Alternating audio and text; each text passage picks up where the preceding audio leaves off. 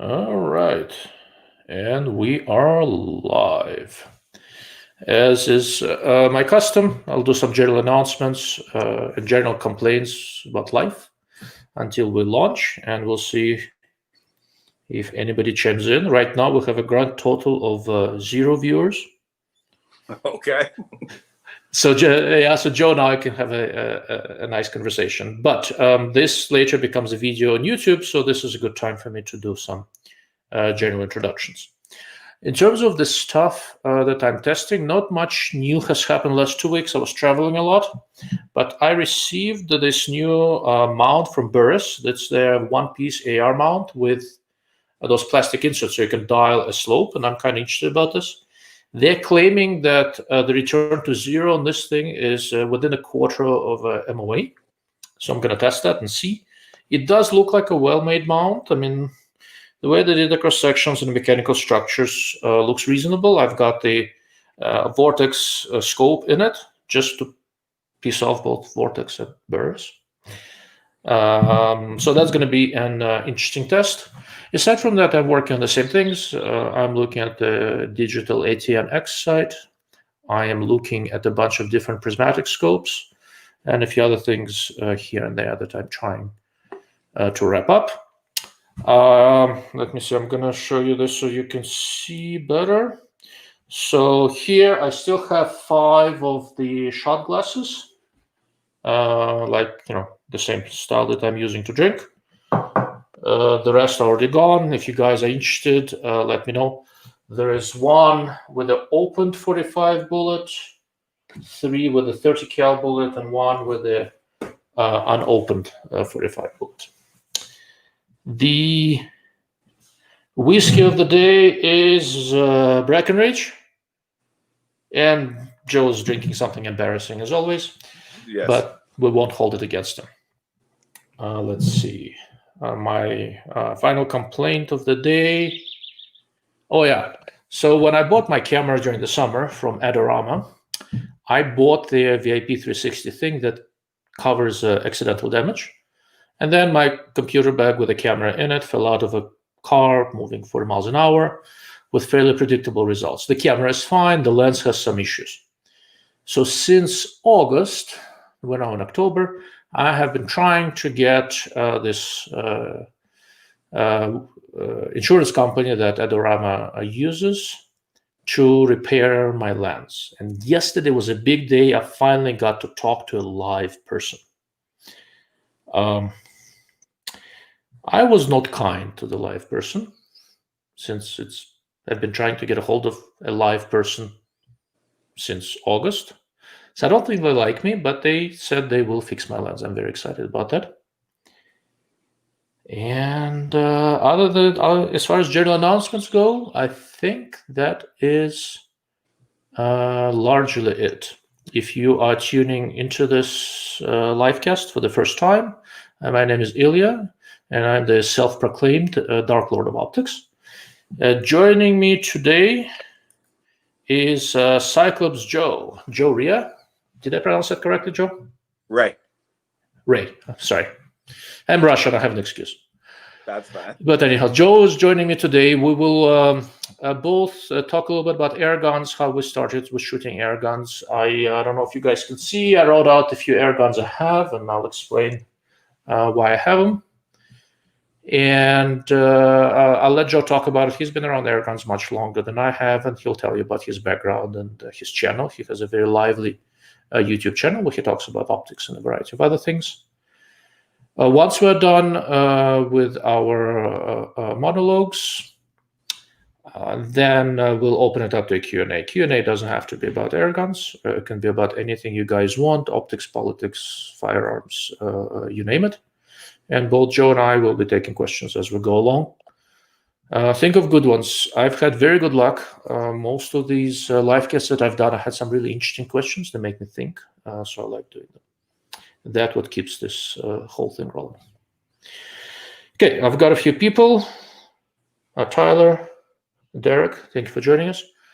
And let's talk a little bit about air guns. Anything you want to say before I get going, Joe? No, I'm good. Just hi to everybody that's tuning in to watch, and I'm real excited to be here. Awesome. Guys may not know this, but I've been a huge fan of this guy for years. He just didn't realize that we've got a couple of good friends in common, and I've just followed him on the forums and everywhere else. And as a matter of fact, one of our really good friends that we have in common told me, if you ever need to reach out to somebody and you have a question, ask him.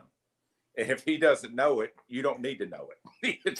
So that was kind of how I became introduced to you, and Right. I found that he was right. Absolutely. Oh, thank right. you. That is a nice thing to say. Appreciate it.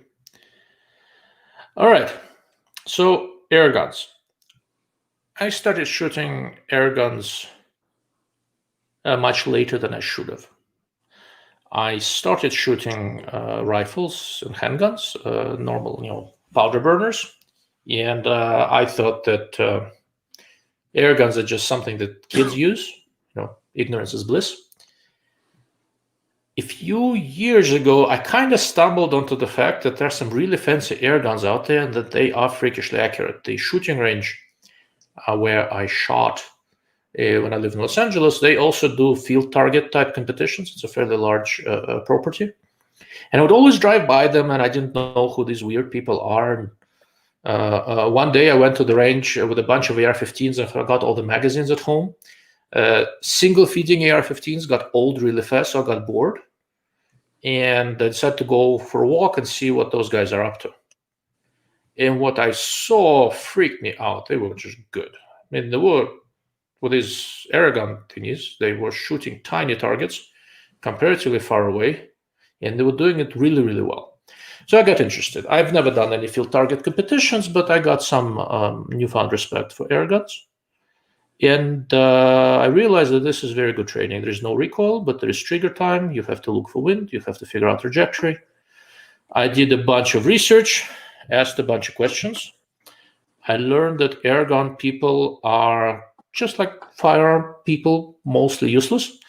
And I went and bought a Air Force Talon SS because it was lightweight and it was able to fire a good number of shots per tank, and it didn't cost too much. I found a good deal, and it was integrally suppressed. My plan was to practice with it in my backyard, and within the city of Los Angeles, you cannot shoot anything in your backyard, probably not even a slingshot.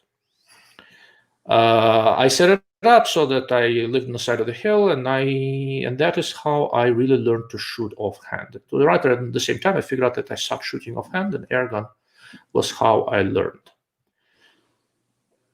It is invaluable practices. It's cheap, it is quiet, you can do it almost anywhere, you don't have to drive anywhere to do it, and this stupid thing was accurate. Fast forward a few years, I have a couple of Daisy 753s, the single shot 10-meter rifles I got from CNP. I got a FAS 6004. I've got a Crossman CO2 handgun that's for 10-meter style shooting. And I have an FX Dreamline in 25 caliber. And that thing is stupid accurate, just stupid accurate. It's a 25 cal. I've shot it quite comfortably to 100 yards, and it is as accurate as almost any rimfire I've ever seen this side of an Anschutz. And I think the limitation is not the gun. I think the limitation is me. Now there are some semi-automatic air guns out there, like the Leshy 2 from Airgun. And I'm really looking at that because I'm doing presentation drills. I'm doing all the same general drills with air guns as I do with my ARs and bolt guns, except I'm limited to one shot without cycling anything.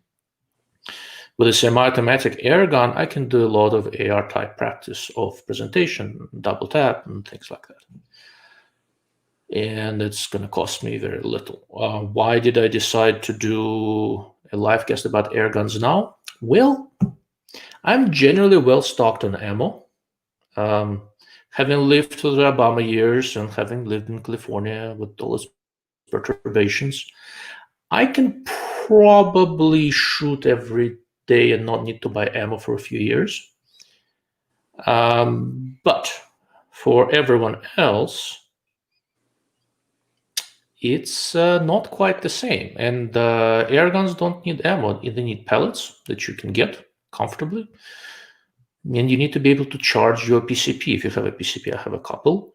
I bought a little Nomad 2 compressor that I can run off of my vehicle, off of my house. And I can go and practice for very little money without having to worry about ammo supply and get really, really comparable practice. And I looked at my split times and everything. I am clearly better since I started shooting air guns simply because I get a lot more trigger time and I'm not getting bad habits due to recoil. Okay, so that's kind of my air gun story. So for me, air guns feed the firearm thing, right? I'm ultimately a firearm guy, but you know, it's addictive. I gotta say, it is very addictive. All right. Okay, so that's basically my story with air guns. It's not a very long story, but that's the best I can do. And then I'm gonna make Joe look even fatter. Did I say that out loud? Did I call you fat out loud? No, it's. Oh, I think I did. That's the word you call me today. We're good. The day is still young. So I'm gonna make you bigger, even bigger than you are in real life. All right. And the floor is yours, sir. All right. Well, how I got started in air guns, honestly, I was like most guys that grew up in the States and had a Daisy 25, Red Ryder, and everything else you could think of along those lines. And when I got a little older and I was able to use real guns, I kind of cut down on the air gun thing. So it wasn't until actually the Obama years that I got back into air guns. And the reason being, there was a huge run on guns, ammo, and everything else. And these weekend Rambos, as we call them here locally, started coming out of the woodwork. Guys that have never shot a rifle, have no intention of doing any type of precision shooting, but started coming to our rifle range. And there were times you would go to the range, and by the time you sit down and fire 2 times, they've emptied a 20-round clip and they want to go. Hey, Joe, try to be a little bit louder. I don't see a volume button for you. If I find it, I'll make you louder. I'll see if you can speak up a little, all right? Okay, how's that? I think that's a little better. Okay. Anyway, but I just let me see if I can straighten this up. All right. But when I started going to the range and all these other guys started showing up, and I just got frustrated with it. And I wanted to keep shooting, and I live in the suburbs, so my intention was to maybe get a suppressed 22, but I didn't really like the idea of that. So I decided to try air guns out. And where I ran into a problem, my backyard goes to about 40 yards. So a PCP became boringly accurate, a really good PCP. And a lot of the springers, especially the cheap springers, you couldn't hit anything with. So I kind of got frustrated with both. And honestly, I started to get out of it altogether. And I discovered the 10-meter rifles, those fine work Val 300s, the Diana 75s, those kind of guns. And once I did, I just fell in love with it. I mean, really fell in love with it. And I may or may not shoot my powder burners, but I generally shoot an air gun at least every few days. And now the guns that I have an Impact 30, FX Impact 30 that I have. FX was nice enough to make it for me. And I use it, or intend to use it, for like the Rocky Mountain Air Gun Challenge or Extreme Bench Rest or something like that. I have a Diana 75, which is about a late 70s, early 80s recoilless 10-meter rifle.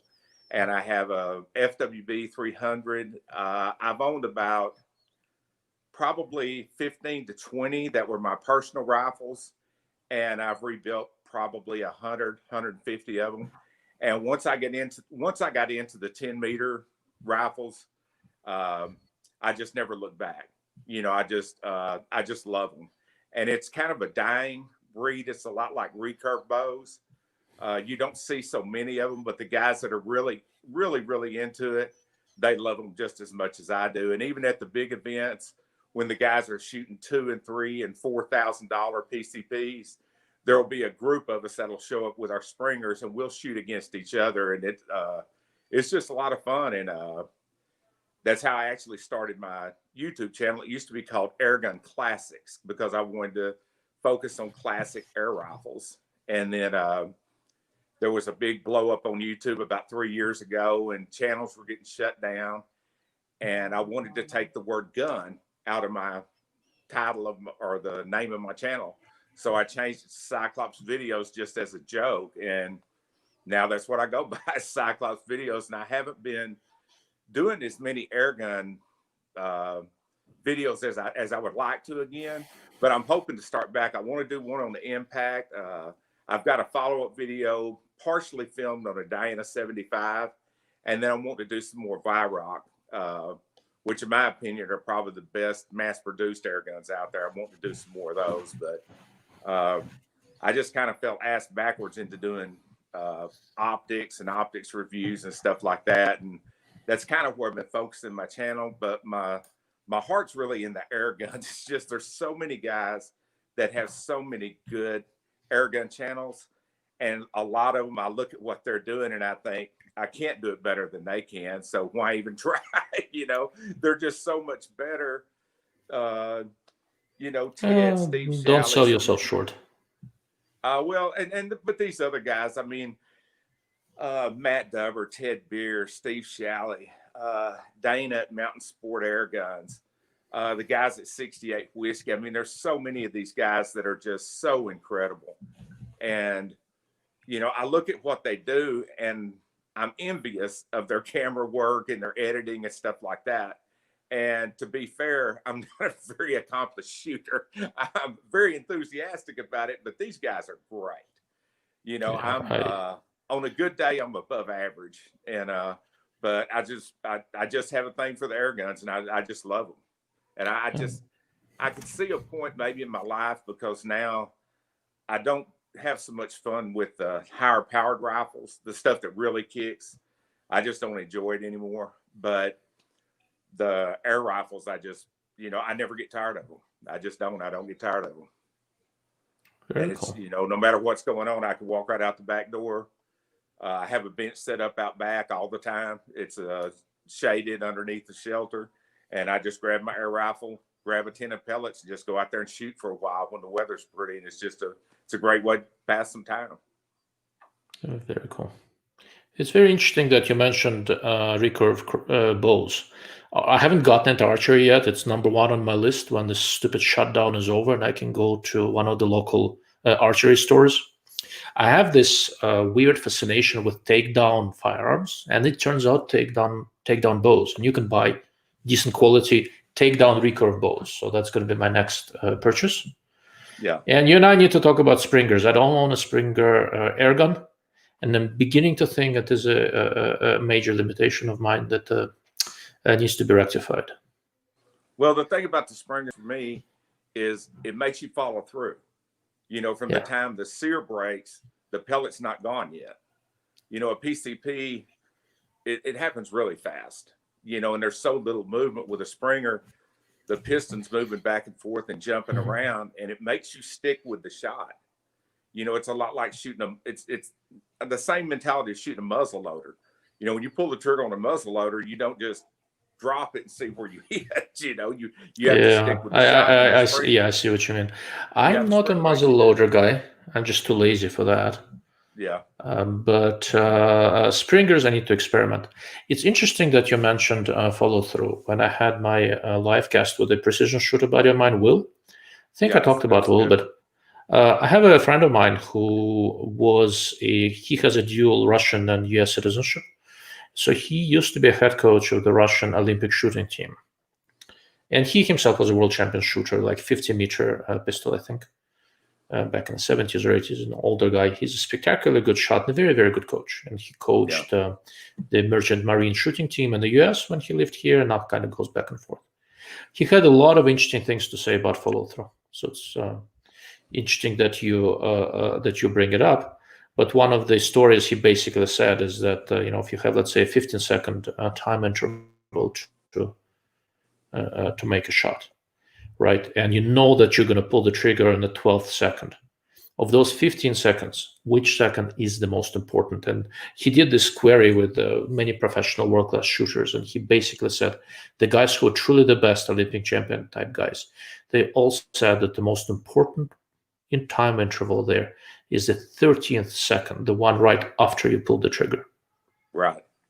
And it's not just follow through. In Russian, there is a different word called продержать. It's related, but it's a little bit different. I don't know a good English equivalent.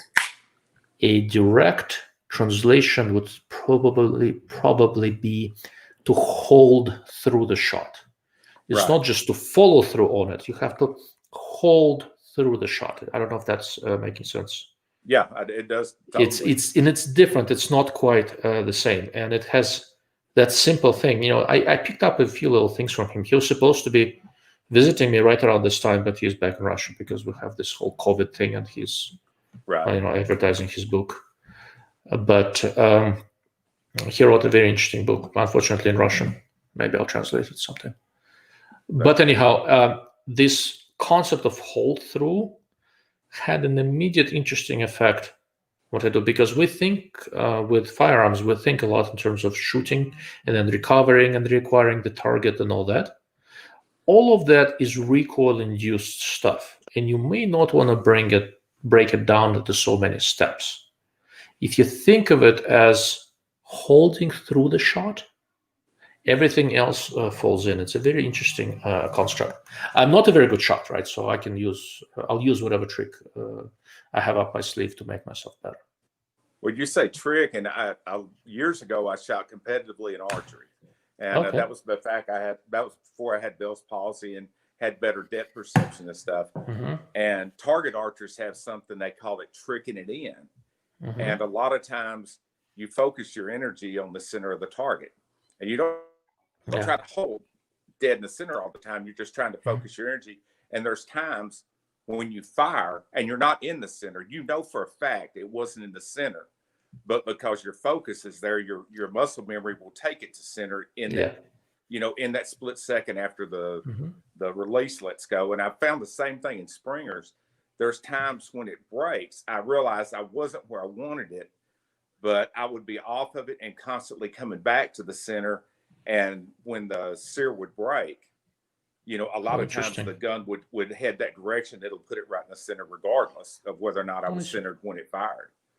And, it's something you notice more inside, because outside the wind with an air rifle, plays, it's such a variable. But if you're shooting indoors, you really notice it.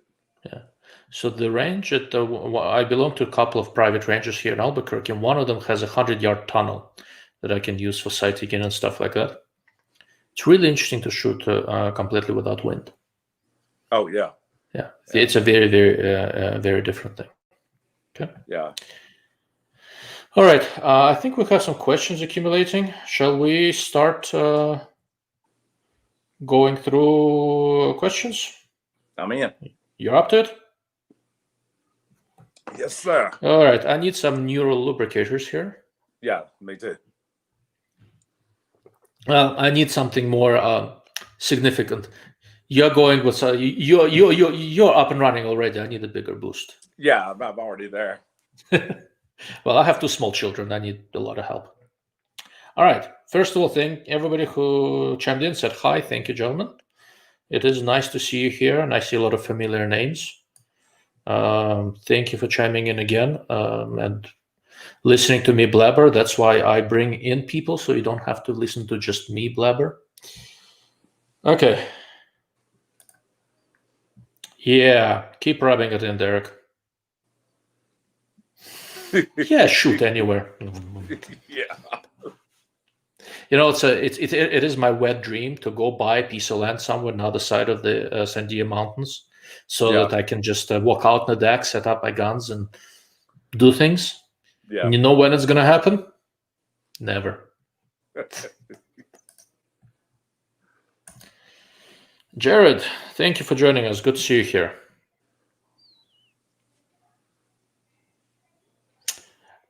All right. So, the many reasons, the biggest reasons really are the ones that Joe and I already talked about. The biggest is convenience. In most places in the US, there is a fair amount of effort involved in shooting rifles. To shoot rifles, the 2 ranges I go to, one is 1 hour drive, another one is half-hour drive. I mean, it's a serious trip. I shoot air guns every day. right? They are quiet. I set them up so I shoot from inside the house into a pellet trap that's in a backyard, so nobody can hear me. 20 minutes and I got some good practice and I got some good focus, and it distracts me from other things. It's not instead of firearms, at least for me. It is in addition to. It does not make me shoot firearms less, but it makes me shoot overall more.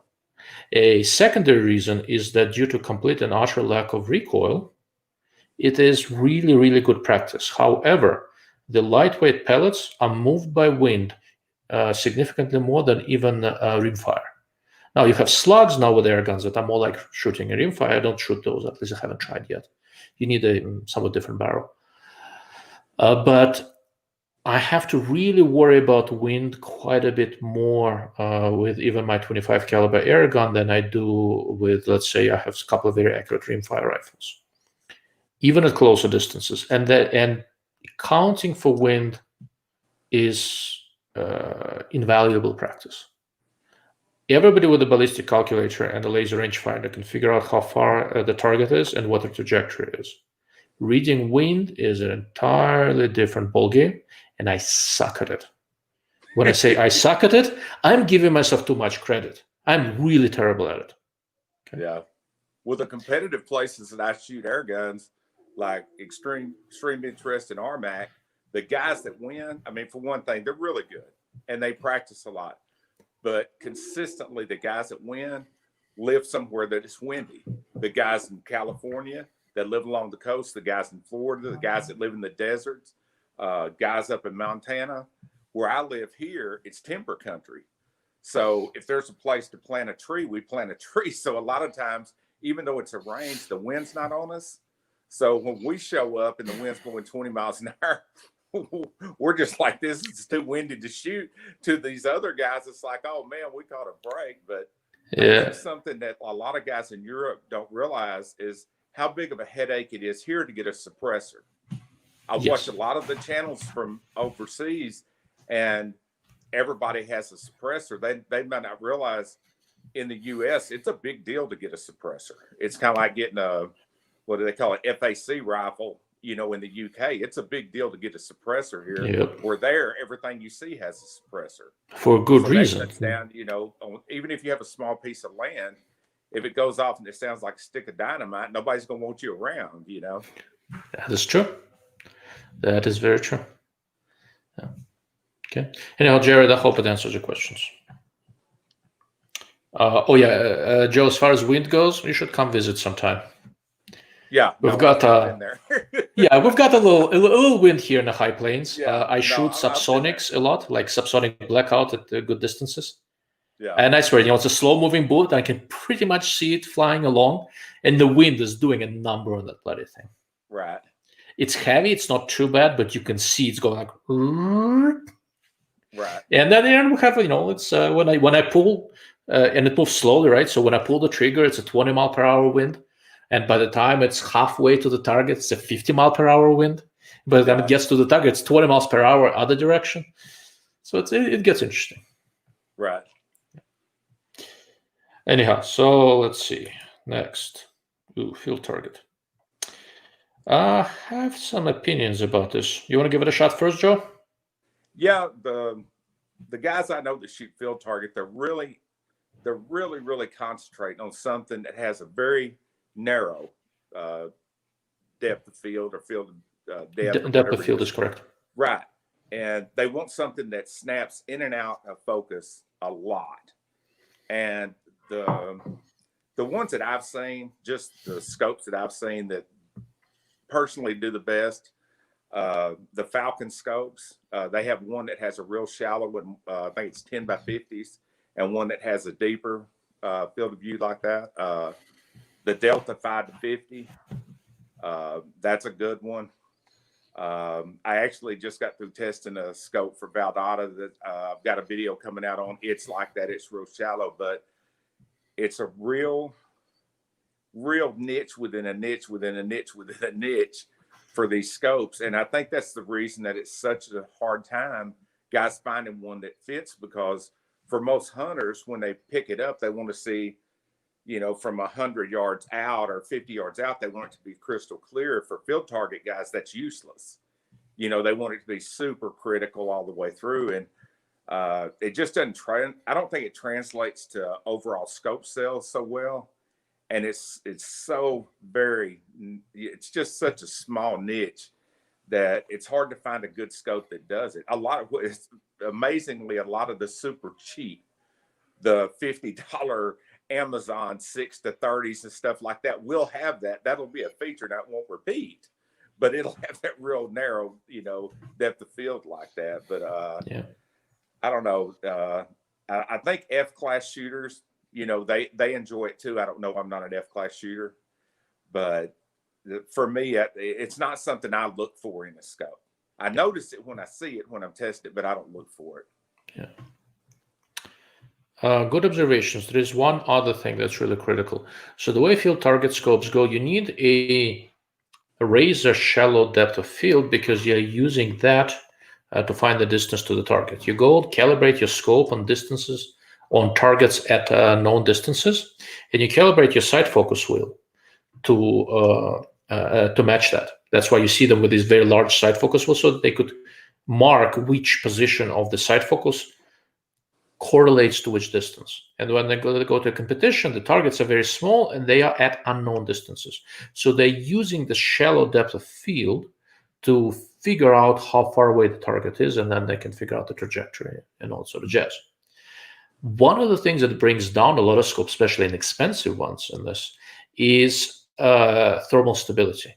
It's not something that's talked about a lot because for firearms it's not critical, but for field target it is. Vast majority of high magnification scopes out there, the parallax settings are substantially different if temperature changes by, I don't know, 15, 20 degrees, or sometimes even less. And if you're in the sun, it'll warm up and it'll drift. Then you go in the shade, it'll cool down, it'll drift the other way, and it will screw you up substantially. That's one of the reasons where you see serious field target shooters, they are shooting fancy scopes. Colorless 10 to 50 does very well. I don't personally like that scope very much, but optically, well, it's decent. But mechanically, they did a wonderful job with it, so it's extremely consistent through different temperatures. March, with the new High Master optical system, and these are freakishly expensive scopes, right?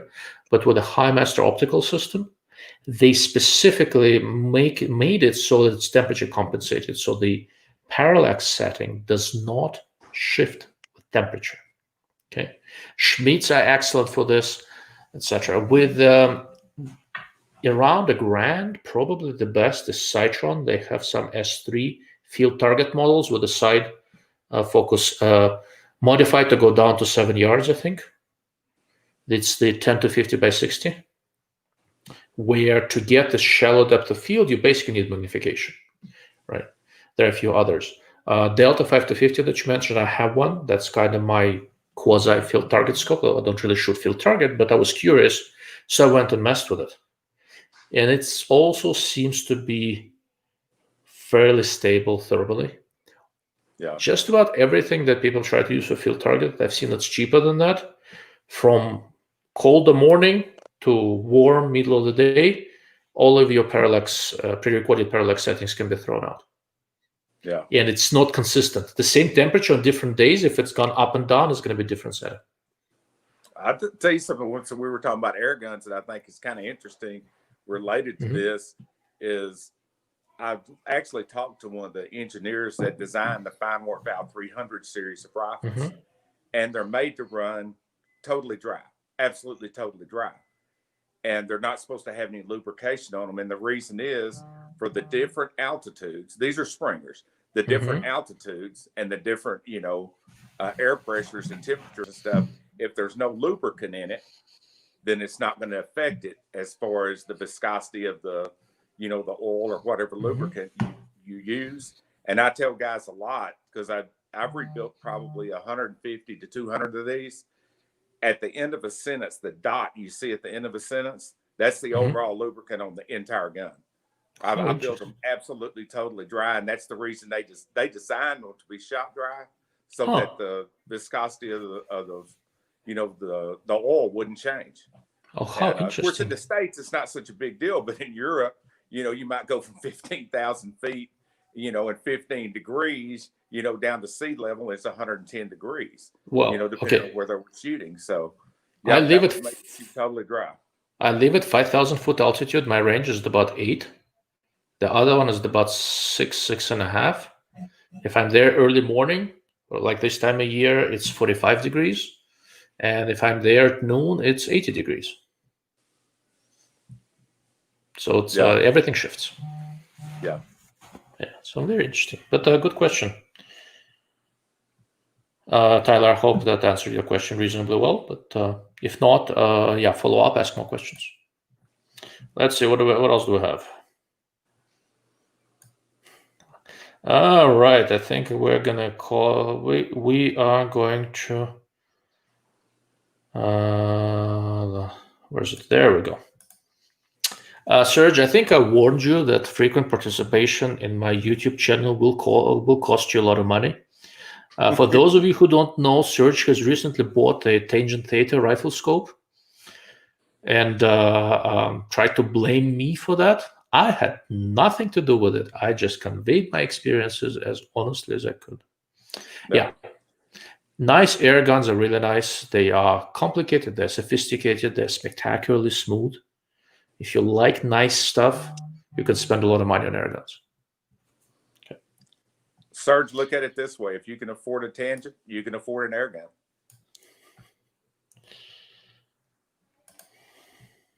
Okay, it's Dark Lord, not Darth Lord.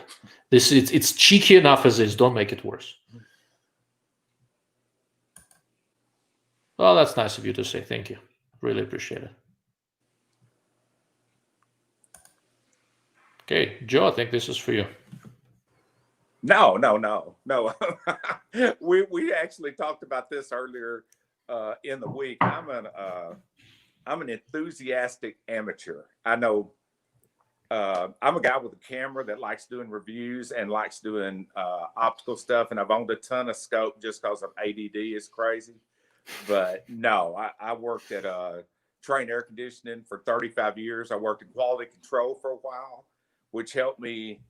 It helped me a lot with the little nuances and stuff that you notice in real quality. Real quality has a certain feel.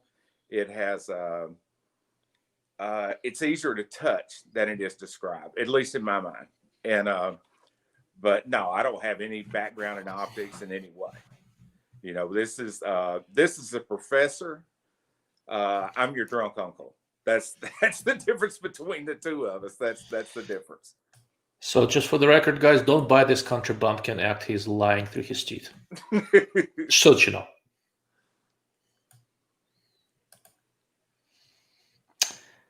So for fancy scopes, Jared, I have a lot of different scopes, right? So I have a couple of hundred scopes here somewhere, something like that.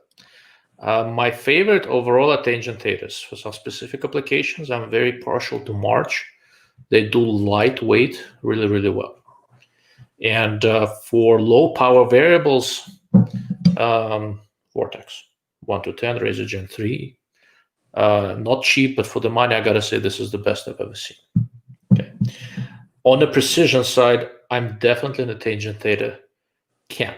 Tangent Theta does not make a good airgun scope, just to be clear. They focus down to 50 meters. They have extremely deep depth of field, which is not necessarily great for air guns. Tangent Thetas are high quality, what they call them professional marksman scope. And while it sounds weird, it is exactly what it is. It's a Canadian company. One of the major customers is the Canadian precision shooting community, including the military. They make these scopes to survive the harshest, nastiest, most unpleasant conditions in the world, with optics and mechanics basically laughing at whatever life throws at you. That's what they are. I'm a poser, right? I like them because I like them and I'm a snob. I don't need one, but they are the best. Okay. It's not what I have in my air guns. That's a little bit different. Okay. No. Joe? The two scopes I use the most are my Valdata Recon G2 and my Valdata TX Raider, but I'm also friends with Val. We get together, we go shooting and stuff like that. And there's a certain point of my knowledge and experience with scopes.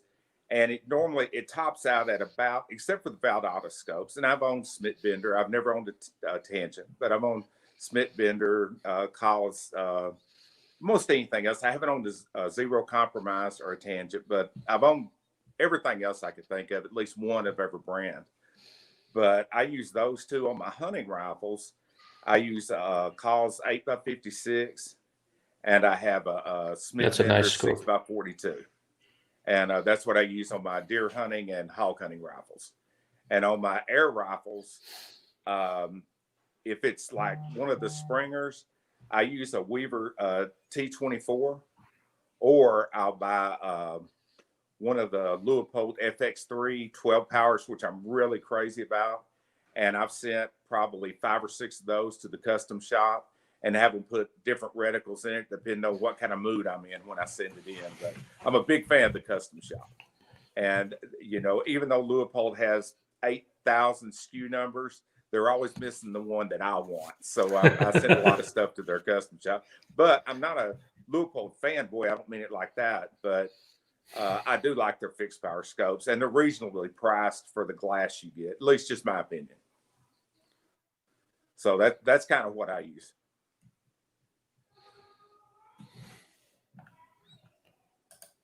Huh, that was a good guess.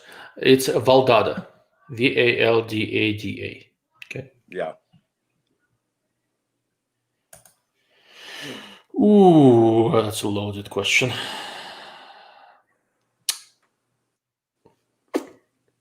Okay. Types of action. For the ultimate precision with air guns, you want to go PCP, pre-charged. The air guns that have little tanks with compressed air in them. No recoil whatsoever. Good number of shots with no changes of velocity without having to do anything. Most of these are either single shot or repeaters with a rotary magazine, so it's like bolt action type stuff. Who are the best PCPs? So I use FX. I'm very partial to FX. Who else is good? Air Arms, probably, right? Yeah. There was this British company I've talked to in the past. Daystate, they do it a little differently, but it's a good gun. Yeah. Brocock is good. Who else is good with PCPs? Raw Rapid Air Weapons. And yeah, they're good. Yeah. Like I said, I have an Air Force. It's made in Texas, which I have a lot of appreciation for. But I will say, so my FX Dreamline is more accurate than the Air Force gun I have.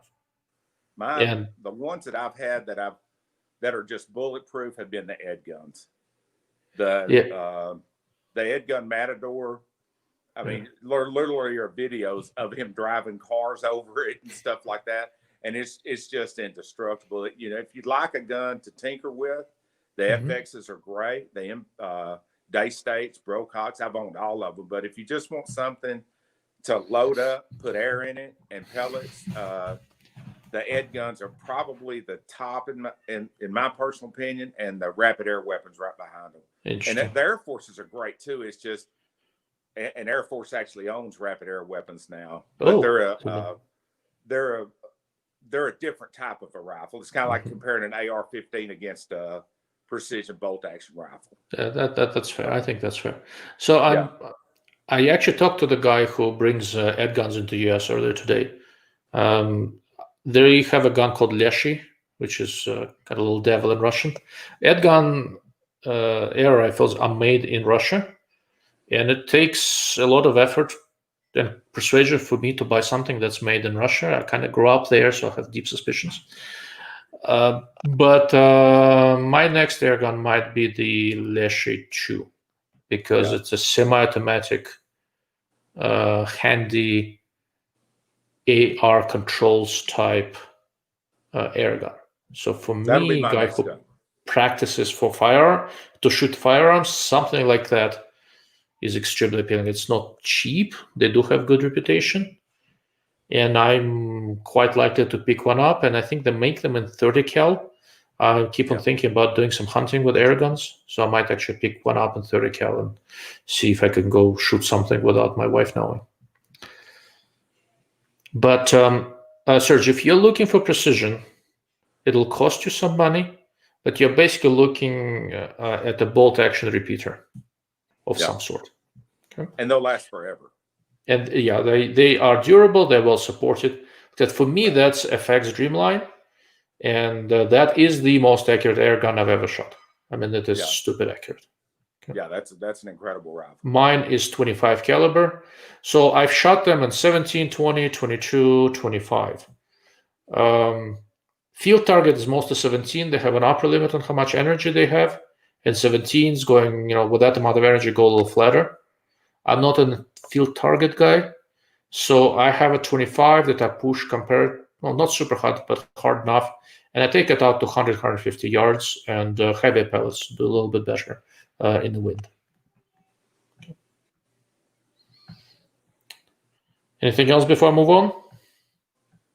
No, I was just going to say the most accurate one I've ever shot, the most accurate air rifle I've ever shot was a Rapid Air Weapons that Ken Hicks at Spy Weapons tuned. And it was his personal gun. He actually won EBR with it the year before. And he let me use it the year I went with him. And it was spectacularly accurate. It was like you're talking about Anschutz, almost accurate. Yeah, it was scary accurate. I'm probably not a good enough shot to appreciate it, but I do want to try it. Yeah. No, I'm talking about off a bench. Any other way, I couldn't hit the target. No. Yeah, no, like the way field target guys shoot, unsupported with those straps and pillows and all that weird shit. I'm looking at it like, if you contort me into that position, it'll take 6 of you to unwrap me into human shape again. Yeah.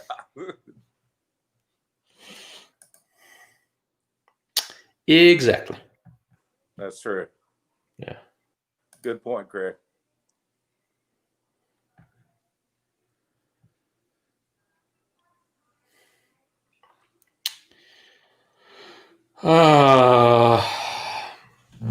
I'm not a scope snob, really.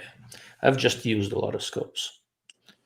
See, Joe, that's called an underhanded kind of rip shot. I hear you. That's where, like I say, I tell guys a lot when guys ask me, what's the best $3,000 scope? I'm so limited in my experience. In my opinion, at $3,000, you can't buy a bad scope. Oh, it's like buying a $100,000 sedan. It's kind of like you're probably going to get a good one, but that's where I tell guys, go check out the Dark Lord Optics. He can tell you. He knows if he didn't help design it, he damn sure has used it. Like say for me, I'm really partial to the Valdatis, but it's because that's what I've used so much. And actually another one I think's really, really undersold in the States is Miopta. I'm a big fan of those too. And they never get any airtime. Nobody talks about them, but I really like the Miopta scopes. The ones I've seen for what they cost, I think those are exceptional. Yeah. So first of all, Jared, as snobbish as I am, if you look at the recommendations on my website, I do have recommendations down to $100 and $200. I just don't recommend high magnification or very feature-rich scopes there. As you go to cheaper price ranges, you're basically looking at comparatively simple designs. Otherwise, there are problems. I've never seen a high magnification variable for $150 that was worth it. Now, they make 100 of them, and 10 are probably decent, right? So if you're able to buy 10 or 20, test them, keep one, and send the rest back, you can do it. We're just looking at the statistical probabilities here. Yeah. But if you're just buying one, you're asking for trouble. Yeah. Under a couple of $100, there are the full field 2s, 3-9s, and 2-7s, and 4-12s, the Vortex Diamondbacks that are perfectly decent scopes, a Citron S1. There's a bunch of them. But if you're talking about some precision airgun use, there really isn't anything there I would trust. But there are some rimfire models there with parallax fixed at 50 yards. 2 to 7 and 3 to 9 models, and they work just great if you're plinking or just doing general purpose practice with airguns. Yeah. And the big thing there is that if you're buying an inexpensive scope, buy it from a brand that has a reputation for supporting their products well. Hawk is actually one of those. I know Hawk product line adequately well, and the Air Max and the Vantage and all those scopes, they are fairly decent. But if you buy one and something is wrong with it, you send it back to Hawk, they'll just send you a new one. They will not bother trying to fix it. It's a cheap scope. They buy them in large quantities from their OEM. Probably 20% of them will be replaced during their lifetime, maybe more. It's built into the price. They're inexpensive scopes. They're decently designed. They're made by a decent Chinese OEM. But there will be some fallout. Yeah. That's one of the reasons when I talk about inexpensive scopes, Saturn S1, Vortex Diamondback, and my light just died. That's interesting. Well, there goes my fancy diffuse light. So I'll finish my speech and then I'll check it out. Just give me a sec. All right. These three that I mentioned, they're made in the Philippines by either Asia Optical or Kenco Philippines. They are not glamorous, but they are robust. Okay? And that's pretty much the reason I recommend them. Okay, Joe, you need to talk for a few minutes. I need to figure out what's happening with my light. Sure. And something I'd like to say about the cheap scopes, and Eli and I talked about this a few weeks ago. This is just my personal take on it. This is the way I feel about it. The cheaper the scope, the lower the magnification. You should always go. He was talking about the Hawk Vantage. In my opinion, like the Hawk Vantage 2 to 7 is an incredible scope. And the big deal with the inexpensive scopes, I've seen some that are terrifying. I mean, $400 scopes that are just unbelievable. Now, I'm not talking about tier 1, but really, really nice scopes. But the thing is, if you buy a $1,500 scope from X brand, whatever it is, if you see it here, you've seen it everywhere. It's like a whopper. It's going to be the same everywhere. With the inexpensive scopes, it's a crapshoot. When you start going below, my personal opinion, $300, and the reason I say $300 is that's where the SWFA SS comes in, and it's not a glamorous scope. There's nothing super spooky about it, but if you've seen one, you've seen them all. There's no variation in between scopes, or very little. But the cheaper the scopes, the more variation you get. And if you buy a scope off Amazon and it's something you haven't heard of before, and it's 6 to 50 that's illuminated, it comes with rings and flashlights and laser pointers and a subscription to Playboy magazine and every damn thing else, you didn't get anything. You wasted a lot. Well, as a man who had a subscription to Playboy magazine when I was 16, my mother was worried that I was too timid with women, so she paid for my subscription to Playboy. Probably should not. Sometimes I shouldn't have said on air, but a couple of years ago, Playboy decided they're going to be about articles. There'll be no nudity in Playboy. Oh, well, then that's useless. But I damn near cried. We're the exact same thinking on this. Our mutual friend Ted says, when he used to sell cars, and he said, you don't sell the steak, you sell the sizzle. And on this cheap scopes, if they come with 4 different kind of levels and 2 different sided rings and 3 different kind of scope caps and all that stuff, none of that is free. You're paying for all of that, but all that money of your retail money is coming out of somewhere, and they're not taking a loss. It's coming out of the scope itself. Yep. And if it sounds too good to be true, it is. And the only thing worse than having a $100 scope is throwing away $100 on that same scope. It sucks that it's like that, especially for young guys. But if you're going to buy a cheap scope, buy a low magnification, something like a Hawk. Vortex had a little copperhead. Actually, not bad. Yeah, 3 to 9 or 4 to 12, and you could pick those up for a little over $100. no matter what you do to a vortex, they'll take it back. And and they're solid little bitty scopes. But if you buy a $6.5 to $2,000 scope, you don't have much scope there. Yep. You know, it's just a fact. The Vortex Diamondback 329x40 can be easily had under $200, 170, 180. On sale, I often see them in 140, 150 range. Same for Citron S1. Same for Burris Fulfilled 2, 329x40 and 227x35. I suspect all three are made in the same factory in the Philippines. Related but not identical designs, there are differences. And they've been making these same scopes for at least a decade. If you make something for a decade continuously and it's still in production, that means they've learned to make it. Partially, it's the same argument about SWFA fixed power scopes. They've been making functionally the same with some minor internal improvements, rifle scopes for 20 years.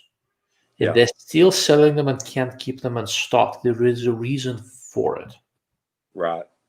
The next thing I'm going to say is going to come off really, really arrogant. It is intended that way. I know what's inside most of these things. If we're talking about inexpensive scopes, I only recommend a very small number of them, and there is a really good reason for it. Just take my word for it. Okay. I believe you. And you guys that are watching, you should believe him too. Yeah. It's very seldom when I try, and I spend a lot of time trying to explain my reasoning. With a lot of inexpensive scopes, it's just because I know what's in there. Yeah. Most of them are not worth it. I did see a good one here a couple of weeks ago. The SIG 3-9 Whiskey 3. Yeah, it's the same place in the Philippines where Citron S1, Fulfilled 2, and Diamondback are made. A design is related to the Fulfilled 2. Yeah, almost the same internal design. $125. It was a really, really clear little scope. Yeah, 329x40 and 329x50 both are quite good, and they actually track, which is remarkable. Yeah. Yep.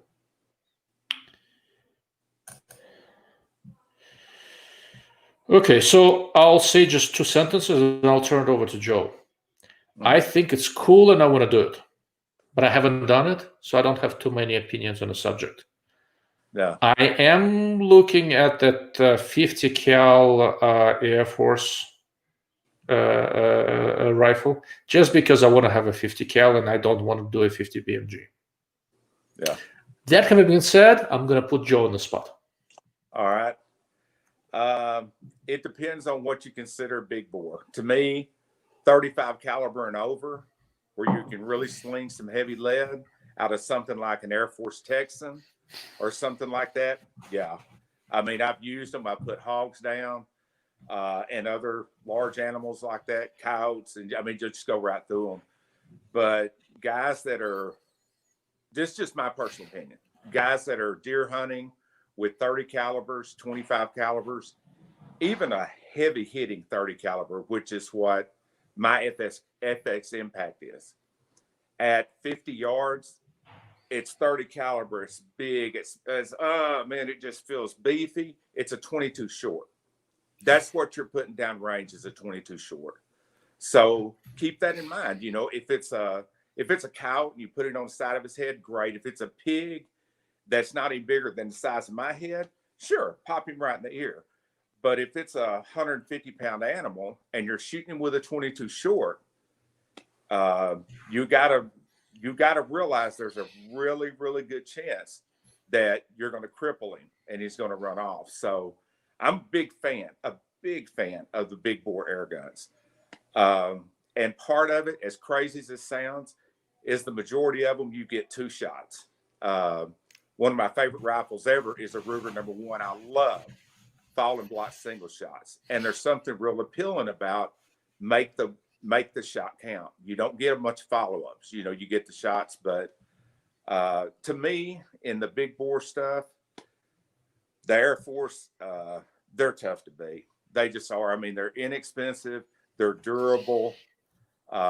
There's all this aftermarket stuff for them, like an AR-15. And I know there's other good big bores out there, but a lot of those are, I mean, they're 2-3 times the price for very marginal. Very you know, marginal, Joe, to me, big bore means Texas. If I buy a big bore rifle, it's going to be an Air Force Texan SS. Yeah. It is just, it's Texas. And I have an office in Texas, so I go there a lot. Right. So I don't know if our mutual friend, his name is Ted. I don't know if Ted is watching. So Ted, I intend to buy a 50 cal air rifle and shoot a pig on your lease, just so that you know. Be scared. I know he'll take you. Oh, it's one of his leases is closer to my house than his. And I fully intend to go do some product testing over there soon. All right, let's see. So once again, I'll do a couple sentences and I'll turn it over to Joe. So it depends on what you want to do with it.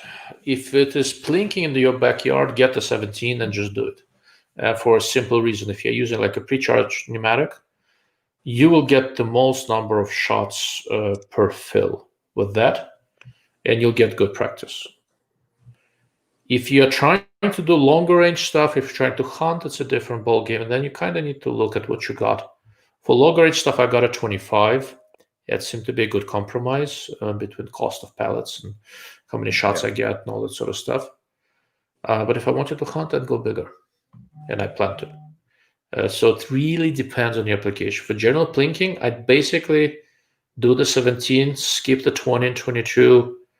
If you want to do plinking at longer distances, 25 is good. There are good pellets there. If you want to hunt, go big. So for me, it's 17, 25, and 45, 50. Joe? I'm kind of along the same lines. And something that you run into with like 22 calibers and 25s can be the same, 30. The pellets aren't as consistent. A lot of the target 177 caliber pellets, I mean, they come out the same mold that, competitive shooters are using, that the field target guys are using. These are the pellets they're using. So they're going to be a little more consistent. You don't have to worry about penetration. Anything will stop it. My 177 caliber stop in the backyard is two bed pillows in a cardboard box with a bunch of tape around. That's what I shoot into all the time, and it won't go through it. Where you take a 25 caliber, I mean, it'll go through it like it's a piece of wet newspaper, or especially a 30 caliber. But I normally just shoot 177s, and then if I'm going to go above that, 25 or 30, I normally skip the 22s. And but I really am more partial to the 25 than I am the 30. But the main reason for me is on like one of the short guns, like the Impact or something like that. The 30, the pellet is so much heavier. Now it's going to fight the wind a little better, but even though it's a PCP, the gun is going to move when it fires because the heavier the projectile, it takes energy to get it down range. The gun's going to move, and a 30 can be just as accurate, but it's harder to shoot accurate. There's more recoil move. There's a little more recoil, and all this is happening before the pellet gets out of the barrel. So with the 25 caliber and it's a little lighter, it's easier for me to shoot accurate. There's guys that shoot that it doesn't matter what they shoot, but for me, it's easier for me to shoot a really accurate 25 better than a 30 because just the part of it is I don't shoot my PCPs enough. But like I say, the gun's moving before it can get out of the barrel. And I haven't had very good luck with 30 caliber pellets. Now, there's so many slugs, but with actual 30 caliber pellets, I've had so many 10s that, they just wouldn't shoot straight. There's nothing wrong with the gun. The pellets just weren't consistent enough. And, you buy 300 pellets. What are you going to do with them? They won't shoot straight, and there's not a lot you can do with it when you get some bad 10s.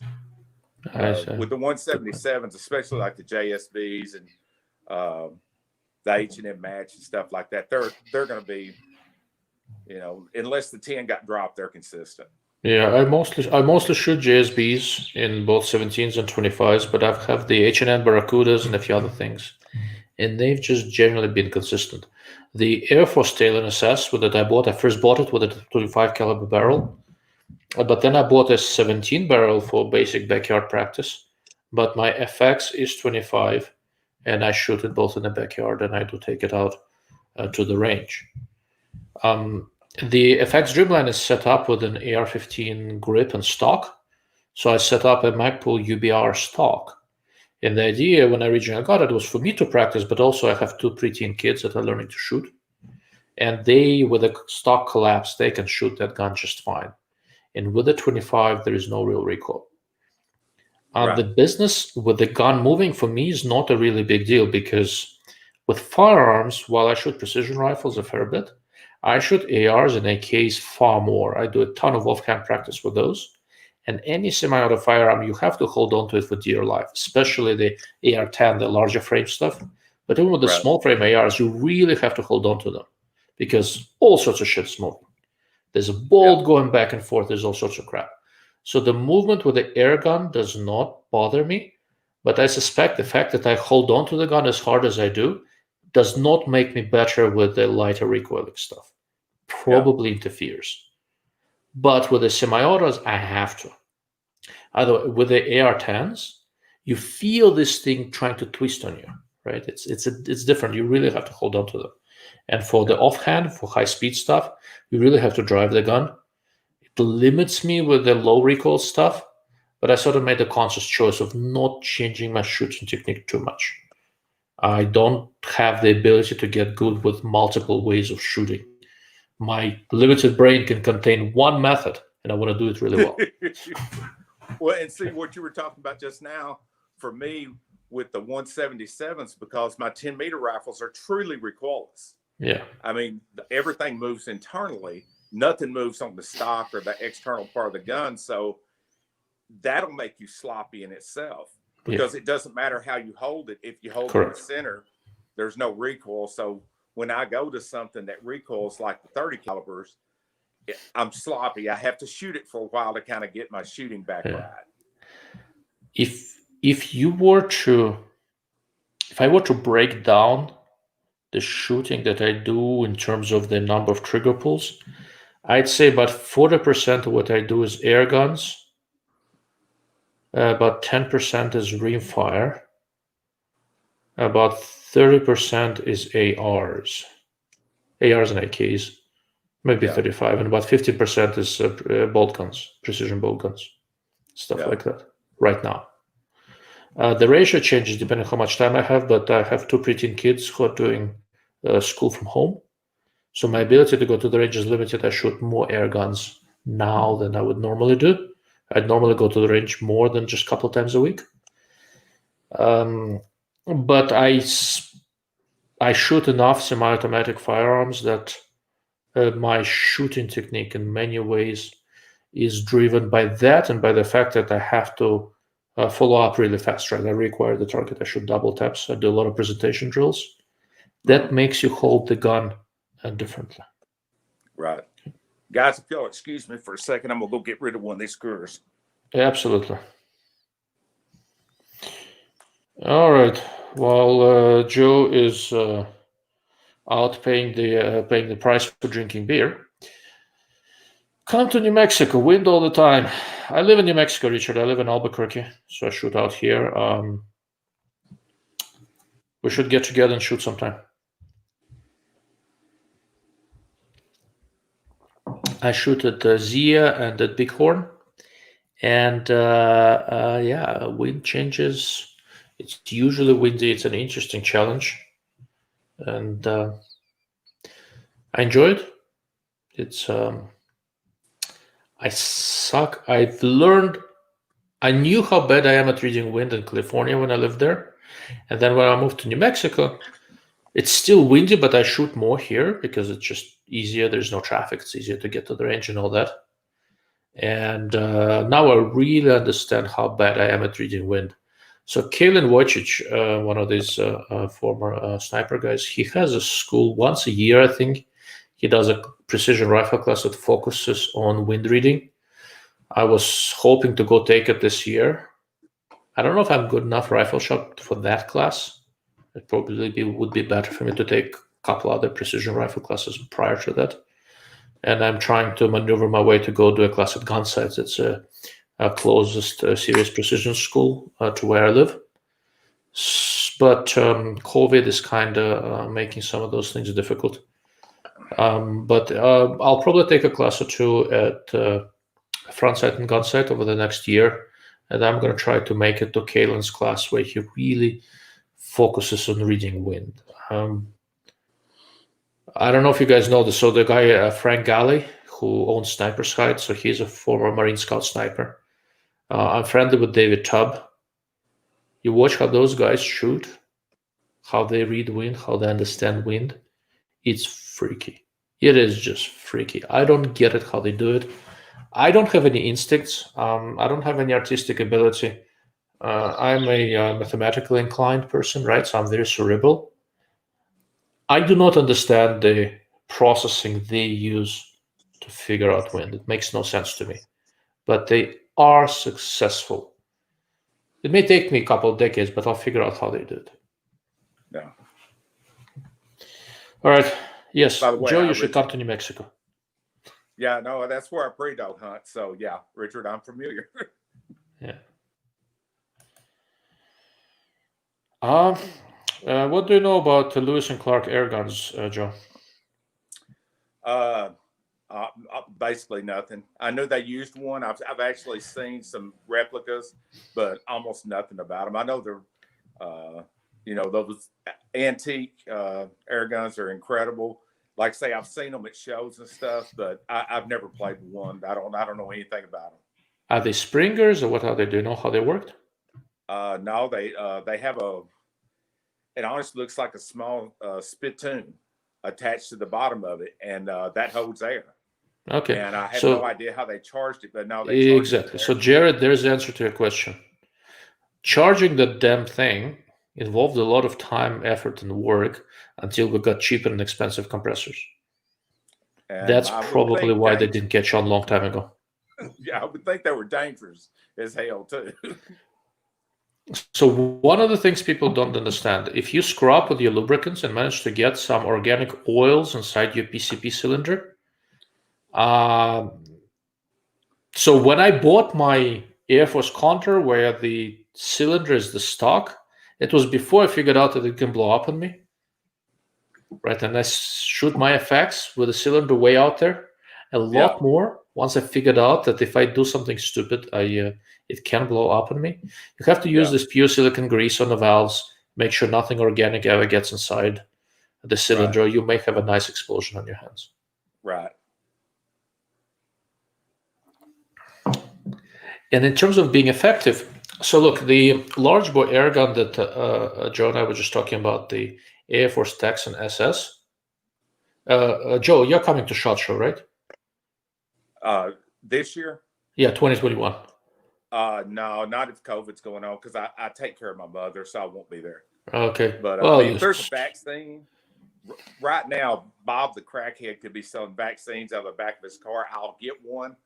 But until there's a vaccine, I can't, because I can't afford to take. Yeah, you know that makes sense. Well, that's a shame. Yeah. I'm gonna drag Ted out there.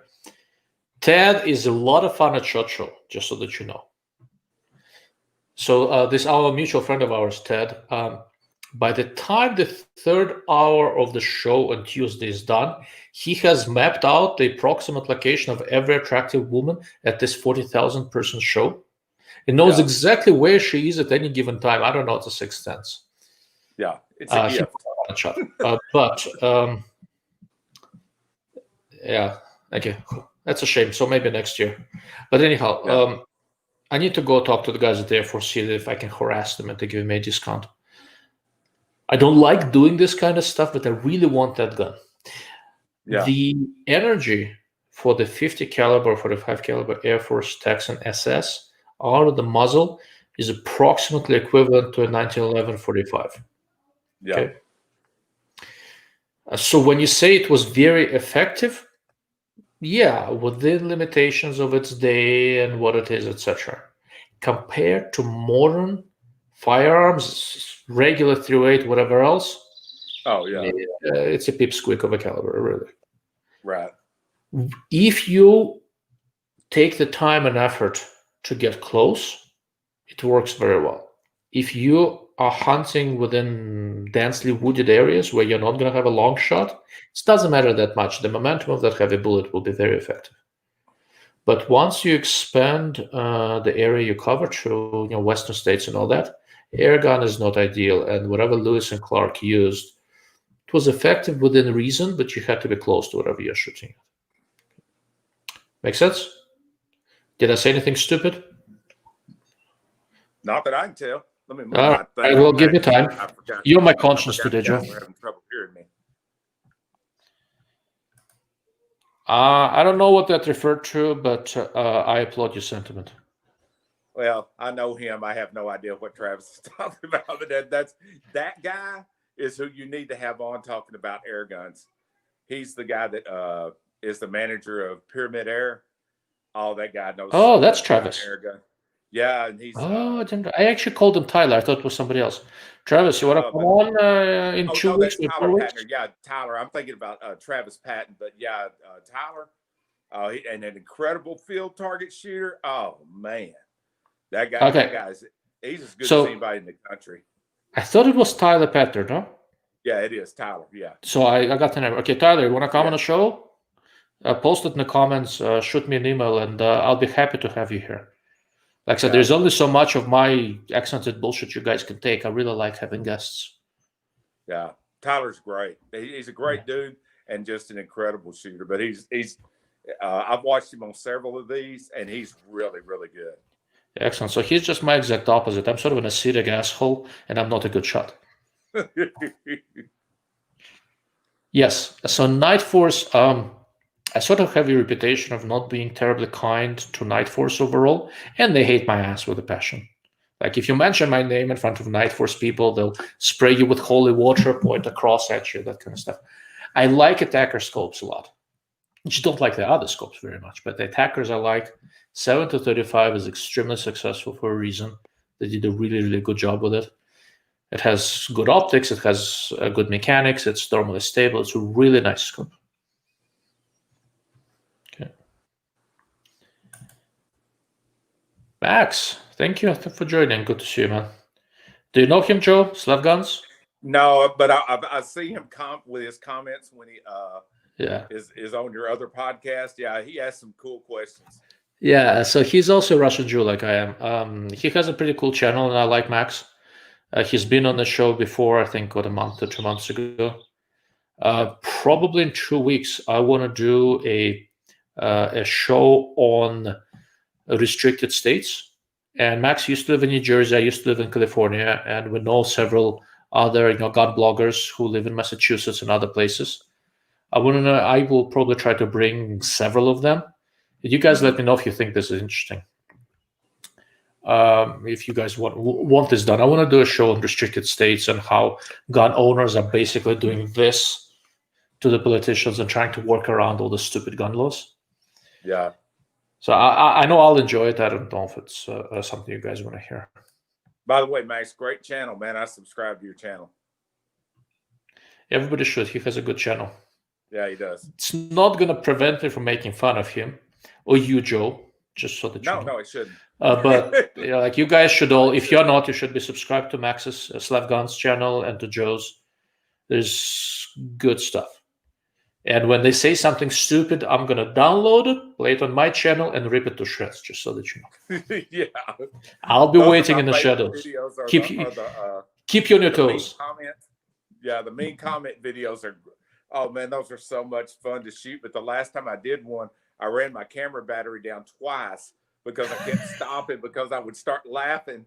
And my battery will run for almost an hour, and the video wasn't 8 minutes long. But I just kept killing batteries because I'd get so tickled at some of the stuff they said that I couldn't hardly finish up with the video. So a buddy of mine, he does this kind of social media consulting thing for a living. And he keeps trying to convince me to basically look around YouTube, find something particularly stupid, which should take about 8 seconds. YouTube is full of stuff that's just stupid. Yeah. And play it with me narrating all the exact stupid shit that they said. Yeah. I'm tempted, but I'm resisting it so far. I'll probably do it eventually. Yeah. It's going to be something with optics. And here's the... I know I shouldn't do it, I do this stuff for a living, guys. The amount of stupid brain dead nonsense that people spew out there with great self-importance is nauseating. Eventually I'll do it. I don't know. For now I'm resisting. I'll tune in. I'll bring you in for that. Unless it's one of yours. No, yeah, go for it. I don't care. No, you haven't been too bad. I'm a drunk uncle. I'm an enthusiastic amateur. I'm definitely not the professional. So I will say, Joe, and just so that you know, I will never say anything worse behind your back than I will say to your face. Oh, you've made a few mistakes here and there, a few technical mistakes, but you haven't said anything stupid. It's not the same thing. Oh, okay. Tyler, yeah. So Carlos did a really good job of thermally stabilizing their scopes. Once again, Carlos is another company. Like if you mention my name, you'll be banned from the building forever. But I like Carlos scopes overall, and mechanically they're just wonderful. Yeah.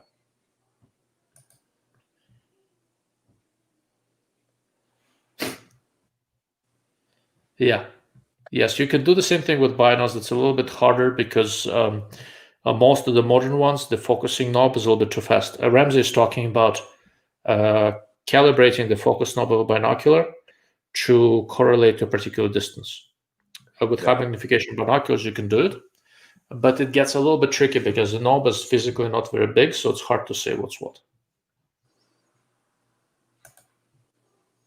Oh. Which high master do you have? The second focal plane 10-60 or the 5-42 front focal plane?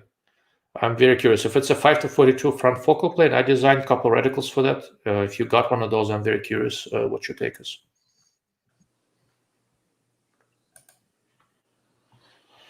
Okay. So just to be clear, Jared is talking about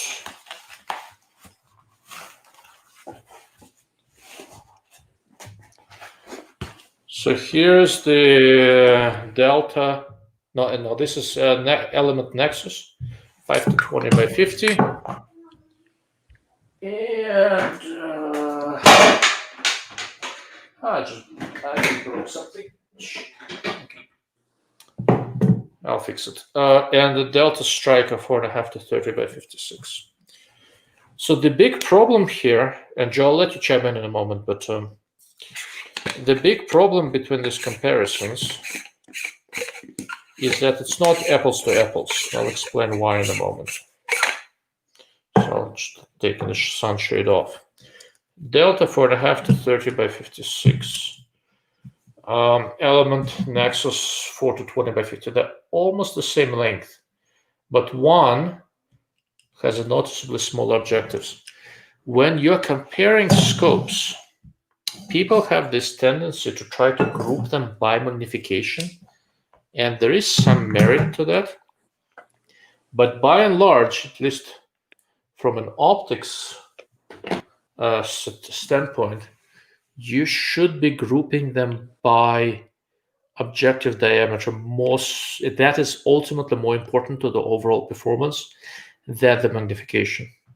And that's where the diffraction limit works. There are optical reasons why that is important. Delta does not make a striker scope with a 50mm objective. So if you're trying to compare the element nexus to the delta striker, it's not apples to apples. One is a 50mm objective, another one is a 56. Okay. So it's not just a choice of which reticle you like. Both of them have pretty decent reticles. I haven't designed either, so I don't have I don't have a strong preference. They're both very respectable reticles. The element that I have has the milliradian tree reticle, because every scope should have a milliradian tree reticle, and everybody who thinks otherwise is a heathen. And the delta I have is also a milliradian tree reticle. They both work. They're both quite good. I slightly prefer the reticle in a delta, but the element is a smaller scope and lighter scope. And I like them both, and I use them for slightly different applications. For me, the Element Nexus is more of a crossover design for lightish weight precision rifles, for really accurate semi-autos and stuff like that. The Delta Striker is a precision bolt gun scope.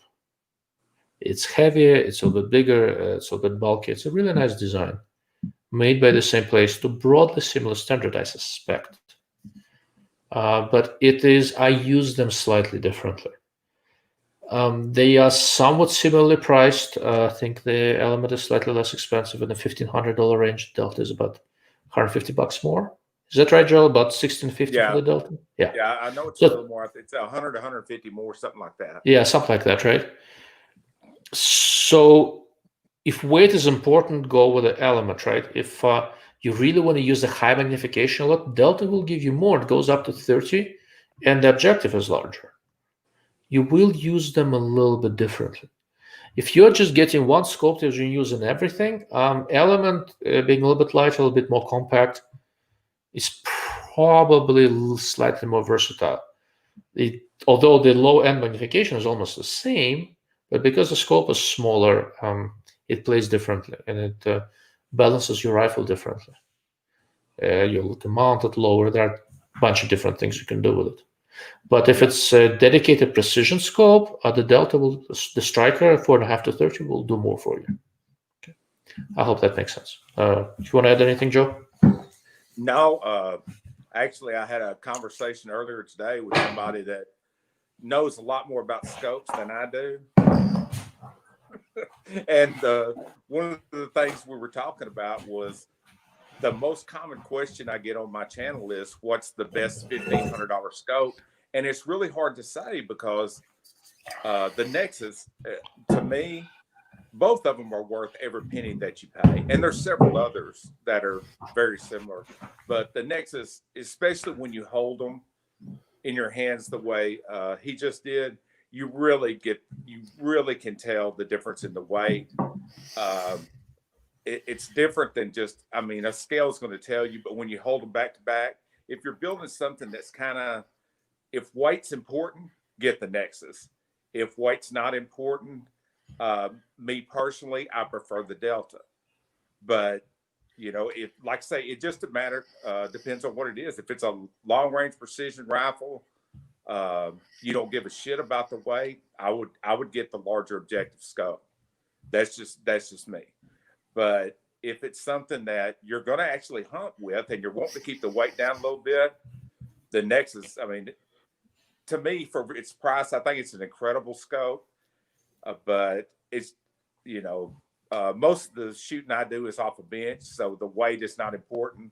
So I would lean towards the Delta. But if it's something I'm going to have to carry on my shoulder, yeah, I would get the Nexus. Or honestly, if it was something I was going to tote around, I probably wouldn't get a scope that big, period. Yeah, I think we're on the same wavelength there. Okay, there we go. All right, Max is complaining about you and your microphone.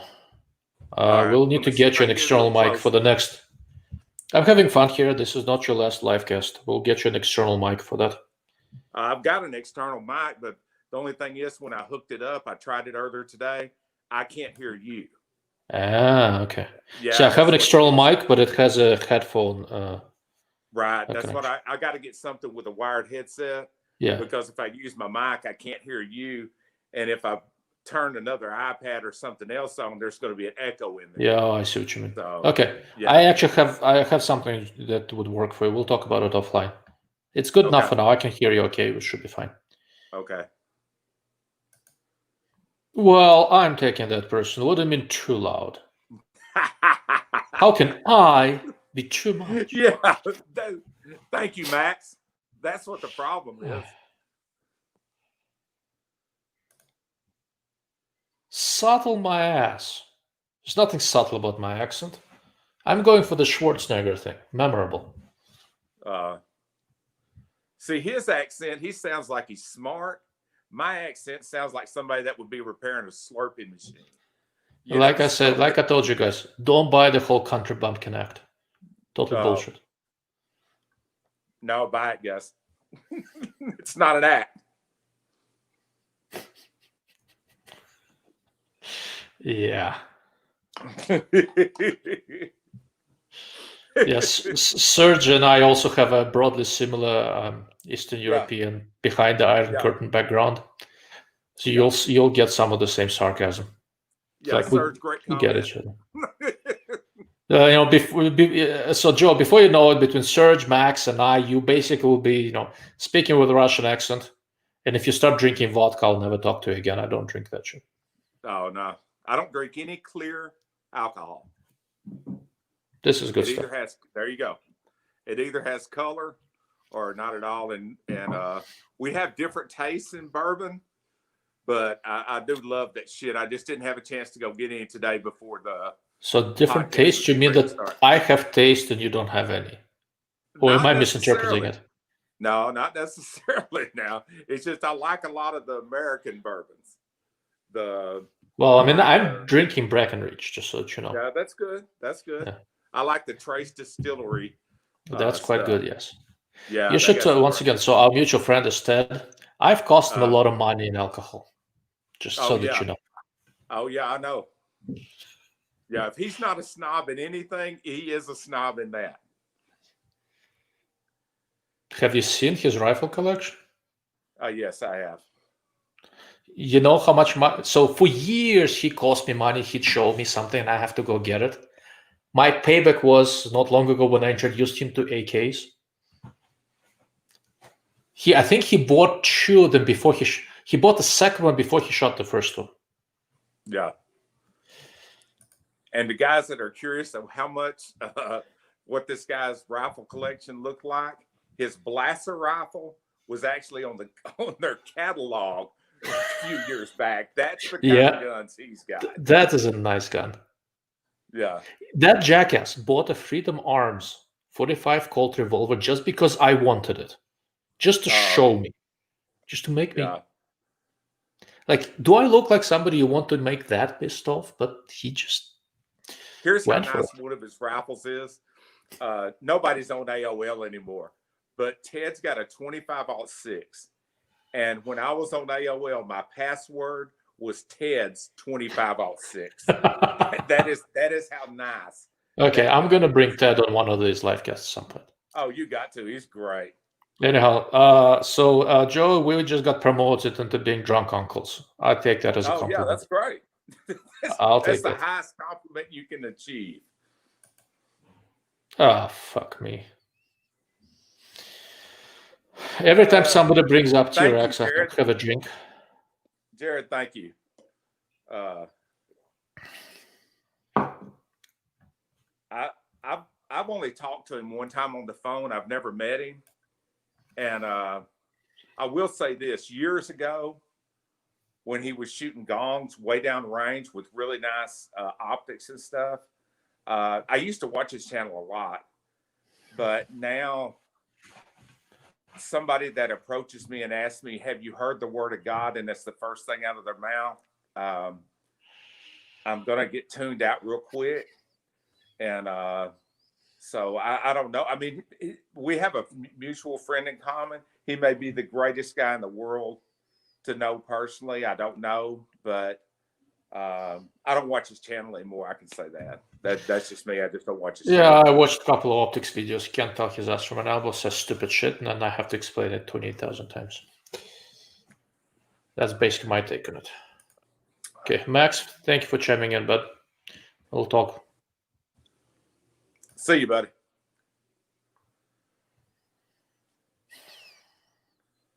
I'll let you take this one first while I think about it. If you need to think about that, I can do it. Your call. Bench rest, under 2,000, under 1,000. The loophole 45 to 45 is really hard to beat.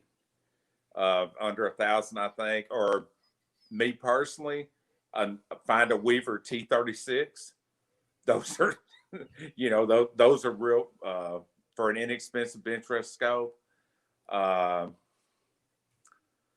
2,000.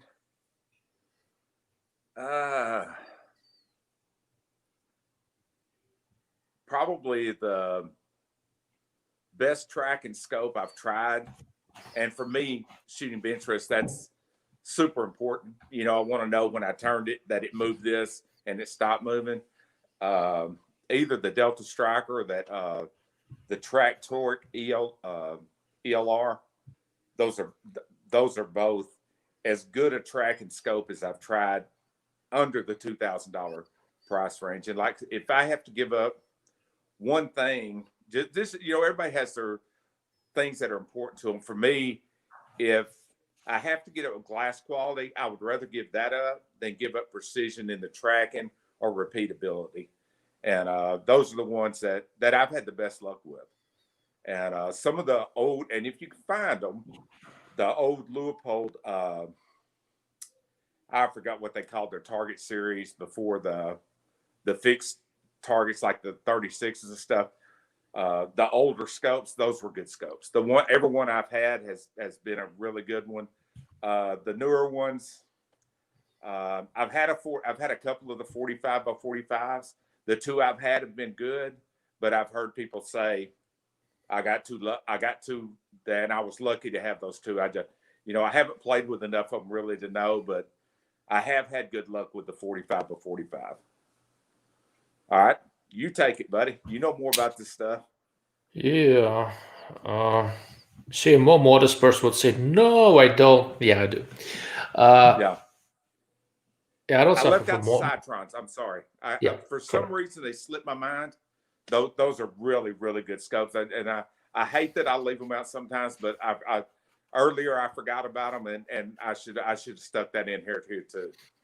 Correct. So I was actually going to talk about that, but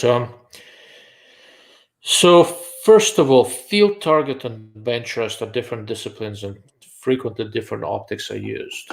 High magnification fixed power is very common in bench rest, not that common in F class.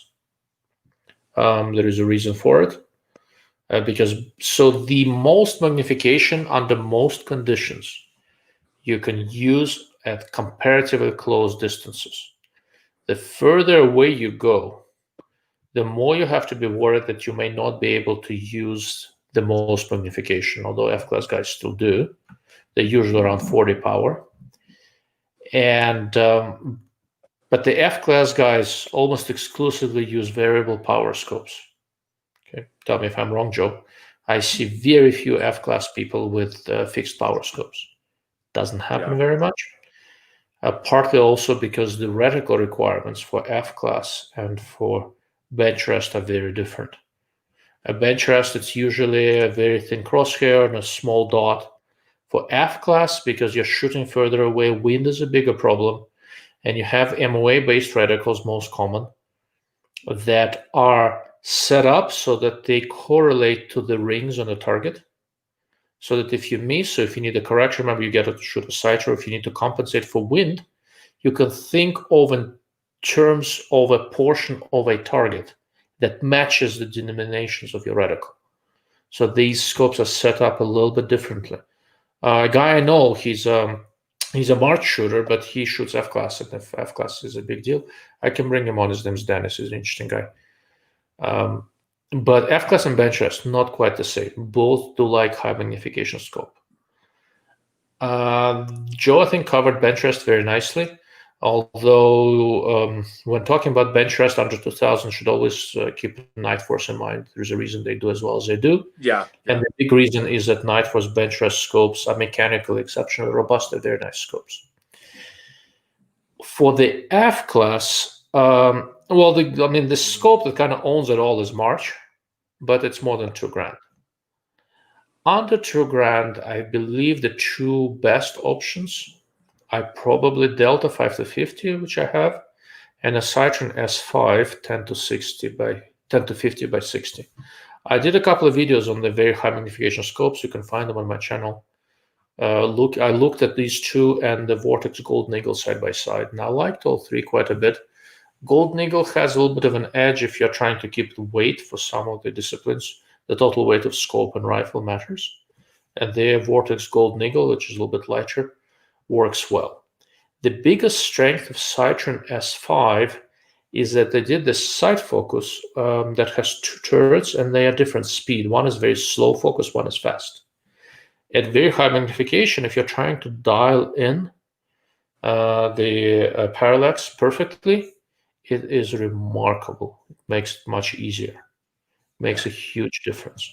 So under 2K, I'd be looking at Citroen S5 or Delta Striker 5 to 50, with an honorable mention going to Vortex Golden Eagle and Night Force Bench Rest. Yeah. Under 1,000, it's basically Citroen S3, and everything else is not as good. Yeah. Quite literally. I believe you 100%. Like I say, I for some reason, it's one of those scope companies that just slips my mind from time to time. Yeah. And I have no axe to grind with them. I just forget about them sometimes. They're weird people. Well, they're not weird. They're very Japanese, so they don't quite follow the most recent trends in the market, all that great and all that. But Citroen S3 for the longest time, if you want the best optical and mechanical quality with not a lot of other frills, under 1,000, that has been it. And I've seen nothing to convince me otherwise to date. There are other scopes that I've looked at and that are quite competent. They're very decent. And Citroen S3 is just better. Yeah. And once again, it's a product line that's remained comparatively unchanged for a good number of years, and there is a reason for it. For F-class bench rest, look at Citroen S3 scopes in the $1,000 range. I can't think of anything that beats them. Okay.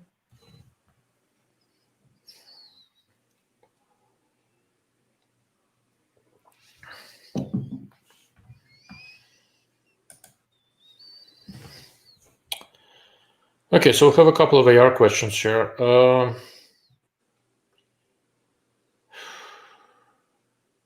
So I'm a 6.5 Grendel shooter. I will probably switch to 6mm arc sometime next year or whenever ammo availability becomes reasonable. For new, so you kind of have to define what you're looking to do with a new shooter. If you're looking for the best general purpose caliber for an AR-15 platform to do some plinking, some long range shooting, some hunting, whatever else, I think 6.5 Grendel is still it. If you lean more toward longer range stuff, 6mm arc is it. Large frame ARs, in my opinion, are not worth it. There's a lot of moving mass. I mean, there are some nice ones out there, but with the larger calibers like that, to really get the external ballistics advantage, you just need to start going to longer barrels, and everything just gets bigger and heavier. I had one. I built one for myself, and it was 308, and I took it apart and rebuilt it as a heavy barrel 243 Winchester. It's a nice gun. It's for me, I like small frame semi-automatics. Once you go into larger frames, for me, it's not worth it. Me personally, they're harder to shoot, and I don't see the advantage until they get quite heavy. Balances off, everything is a little bit different. So that's pretty much where I would go with this. That having been said, for a new shooter, if you're doing an AR-15, if this is your only gun or one of your first guns, get it with a 223 wild chamber. Use Horde Super Performance ammo. Get the nicest barrel you can. This is your cheapest practice, and go shoot. You will get more mileage out of this than out of anything else. If this is not your first rifle and you are a reasonably competent shot, get a 6mm arc or 6.5 Grendel. That gives you the most overall capability, but it's going to be more expensive to shoot. Okay. Joe? I'm with you 100%. The two rifles I shoot the most are 223s, my Savage bolt action and my custom AR. But the very next rifle I buy will be an ARC. And the reason being, it's almost identical to a 6 PPC. And I've owned 3 of the 6 PPCs, and every one of them were quarter-inch rifles. One was a Cooper, 2 were Seikos, and with factory ammo, it would just run everything else off the range except for a true bench rest rifle. The round is so accurate, but that would be the one I would go. That's what I'm going to next. And I was lucky enough a couple of years ago that I could get ammunition from Federal for a little bit of nothing. And they're underneath the same umbrella as Vista Outdoors and stuff. And when they asked me, you can, have any rifle you want, any caliber. When I told them 223, they thought I was crazy, but I'm not reloading right now, and there's so much more quality ammo out there that I just went with the 223. But the 6mm ARC, I think that's gonna be a really terrifying round because it's so similar to the PPC, and the PPC, everyone I've ever shot was, like say, just truly one-hole rifles. And, yeah, I'm very much with you. 6mm ARC is sort of a standardization of 6mm AR Turbo, and there was several of these Wildcats that have been around for a while, and all of them have been scarily accurate. right. I'm also trying to not reload, so I'm very careful with my ammo selection. I'm out of time.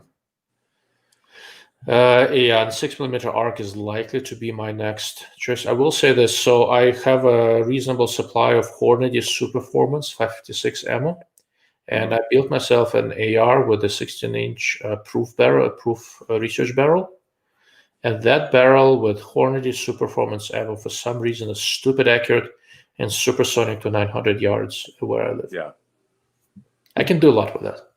Right. Yeah.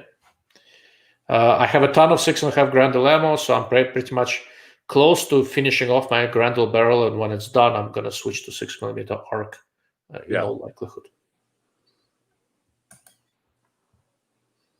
I think that's for you, Joe. The mid-range, the Grendel's great. I like the 6 Creedmoor. The regular Creedmoor's great too, but in the semi-auto or the bolt gun? Bolt guns. But I think something that really gets lost in the shuffle is the 260. That one gets overlooked a lot. And the 260, a couple of the 260s that I've shot, one of them being our friend Ted that we've spoken of here. He's got I think it's a Remington Model 7, which is not exactly known as a super accurate rifle, but that 260 he's got is terrifying. And I've got a cousin that he's big on the 260 the way guys are on the Creedmoors. And the 260, I really like it. That's just a caliber that at least the ones that I've tried have all been nice rifles. And I've owned a couple of them. And like I say, I know that the Grendel, there's more factory ammo. It's more of a popular, newer caliber. But I'm a big fan of the 260. I just am, like I said, it's the ones that I've tried have all been great. And I have nothing but nice things to say about them. It's just, like I say, it's not as easy to find ammo anymore. Yeah. So my experience with 260 has been a little bit different. So I had a 260. I got it to shoot. I figured out what hand load worked for it. Didn't shoot great with any factory ammo. I found a recipe that was great at, but the range of high performance was very narrow. It was a tricky caliber. Once I figured it out, it was great. But 6.5 Creedmoor, while very similar to me, was a lot less temperamental in terms of finding the sweet spot. Yeah. So if you're starting now, I'd say go Creedmoor. If you're looking for a bolt gun, it's just a better mannered cartridge. Right. But if you find the optimal recipe, there's no difference between a 6.5 Creedmoor and a 260 Remington. Yeah. And just one step up, probably one of my favorites is the 708 too. The 708 Winkle? Oh yeah, I love it. And it's just that's another one that I've never had a bad one. The 7mm I've had have all been, really good shooters. I've never had one that was just terrifying, but I've never had one I was disappointed in. They've all been good shooters. Okay. Jared, I hope that answers your question. Surge. Yeah, so I'm not familiar. I mean, Air Arms makes nice stuff. I'm not familiar with that particular gun. Joe, do you know anything about it? Not a clue. I mean, I've seen it, but I've never played with one. Okay, let me all give I me can one say moment. is it looks cool, but I don't know anything else about it. Oh yeah, it's an automatic 25. Yeah, I see. Yeah. I've seen the pictures. I've never used this gun. So I really, yeah, I don't know enough about them to have an opinion. Yeah, I'm the same way. They look cool. I'd love to play with one, but I don't know anything about them. Yeah. So just I'm gonna cast it on the screen. Give me a second. So the semi-automatic gun I'm seriously considering is this guy. Where is it?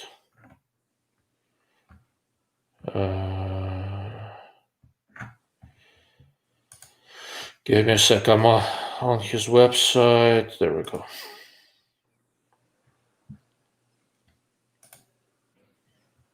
Okay, bingo. Let's see if I can cast it. Share screen. Hold on.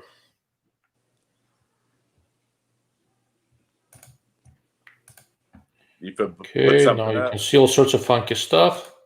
There we go. So this Airgun Leshy 2. It's a funky, weird-ass design that just appeals to me. Yeah. This is the Leshy 2.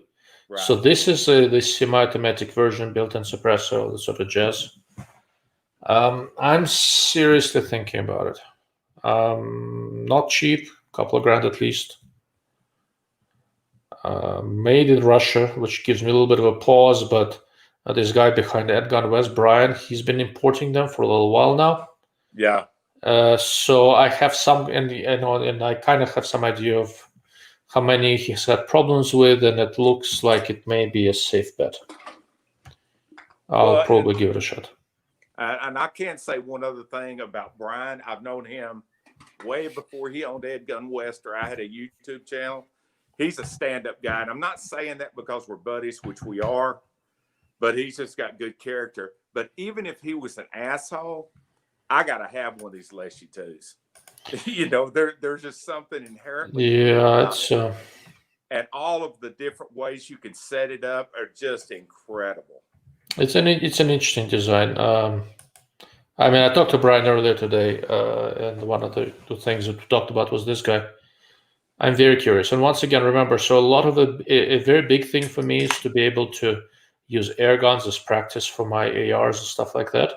And a semi-automatic air gun is really interesting. If I was looking for a semi-auto air gun, this would be probably at the top of the list. Brian's got some great videos, and a really good friend of mine, Michael Went, who has his channel is Airgun Nation. He runs Airgun Nation Forum. He just got through doing kind of one of the barricade things, and he was using one of the Leshy 2s, and it's a good video, and it's really cool, and it really shows you what the gun's capable of and what it's not capable of. I mean, don't get me wrong, you're not going to shoot through one hole at 100 yards, but just something that's just a hell of a lot of fun. And I know Michael personally, and Michael says it's one of the most fun air rifles he's ever owned, and he's owned everything. Yeah, but I believe it. It's something unusual, and I really dig it. There's just something about it that is super freaking cool to me. Look, so today is October 15th. So that's about almost 10 p.m. my time. So about 8 hours ago, I finally filed my taxes, which is about 8 hours earlier than I normally do it. Yeah. I love filing taxes, just one of my favorite things to do. So now that that's done, maybe I'll get myself a Leshy too. Yeah. It's really appealing. It's really interesting. Yeah. Okay. Good questions, guys. I'm enjoying this. You see why I like doing this, Joe? Oh, yeah, it's different. Like the way the questions come in is really interesting.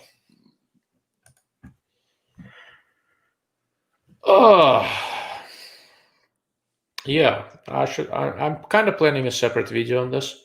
The catch is that there are a lot of different mounts out there, and there's no way for me to cover them all. And I'm going to do a separate video on the general principles of how to select a mount to minimize the probability of it going sour on you. But even here within range, Geistly single piece mount, I kind of like these. I'm testing this new Burris single piece mount, and it looks, excuse me, very promising so far. I generally like Burris XTR signature rings with plastic inserts. That's what the Nexus element is in, for a variety of good reasons. Overall, the mounts that I've had the best of luck with over the years have been these. This is the odd mount. The expensive mounts, in terms of stiffness and repeatability, they're absolutely remarkable. There are many nice mounts out there. I've seen some as good as this. I've never seen anything better than these. Unfortunately, they're kind of hard to get right now. I need to talk to John. That's the guy who's proprietor of this company, and see what's happening with them. He was in Seattle when COVID hit. It wasn't easy on them. These things are quite remarkable, but there are a lot of good mounts out there. As far as caps, once again, odd mount, AADMOUNT. Let me see. They are excellent. Let me see if I can. So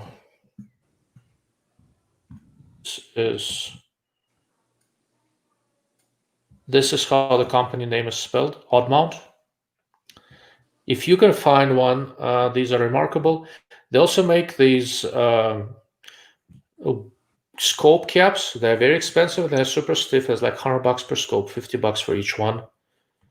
When I had my Desert Tech precision gun, it was like a 17-pound gun with a scope. I could pick it up by scope cap and swing it around and nothing would break. Oh, wow. They are stupid tough.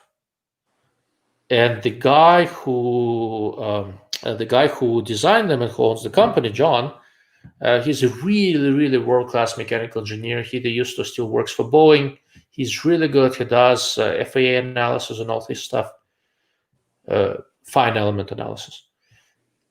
His stuff is done good. He's not the most communicative guy in the world. You kind of give him a purchase order, then all of a sudden stuff shows up. You're not going to have a long conversation with him, but his stuff always works. So when I have an option, I always go with his products, not for any sort of a built-in snobbery, but basically because I don't like to worry about mounts or scope caps, and his stuff never breaks and always works. But there are a lot of good brands out there. There are some general principles in how you select scope mounts that pertain to the stiffness of the ring halves and all that, but it's more than I want to really dig into here. That's a separate lecture, all on its own.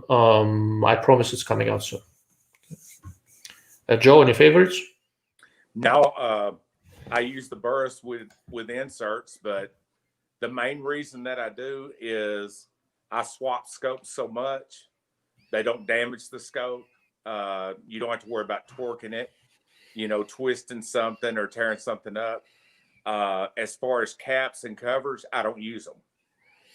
I've got, $2,500, $3,000 scopes sitting in the safe right now. They don't have a cap of any kind on them. And the reason is I've had them cost me deer and stuff when I'm hunting. So, even a flip up cap here where I live in East Texas, 100 yards is a really, really long shot. That's a long shot. Most of the deer we shoot 40 yards, is an average shot probably here. So something that has even a flip up cap, that opening in heavy timber when it's quiet is enough to scare a deer. So I don't, like I say, I don't use them. And it's one of those deals, once bitten, twice shy. Once I had a problem with them, I just gave up on them. So I don't use them at all anymore. My camera is running out of battery. I'm trying to switch to the webcam, and it's not working for me.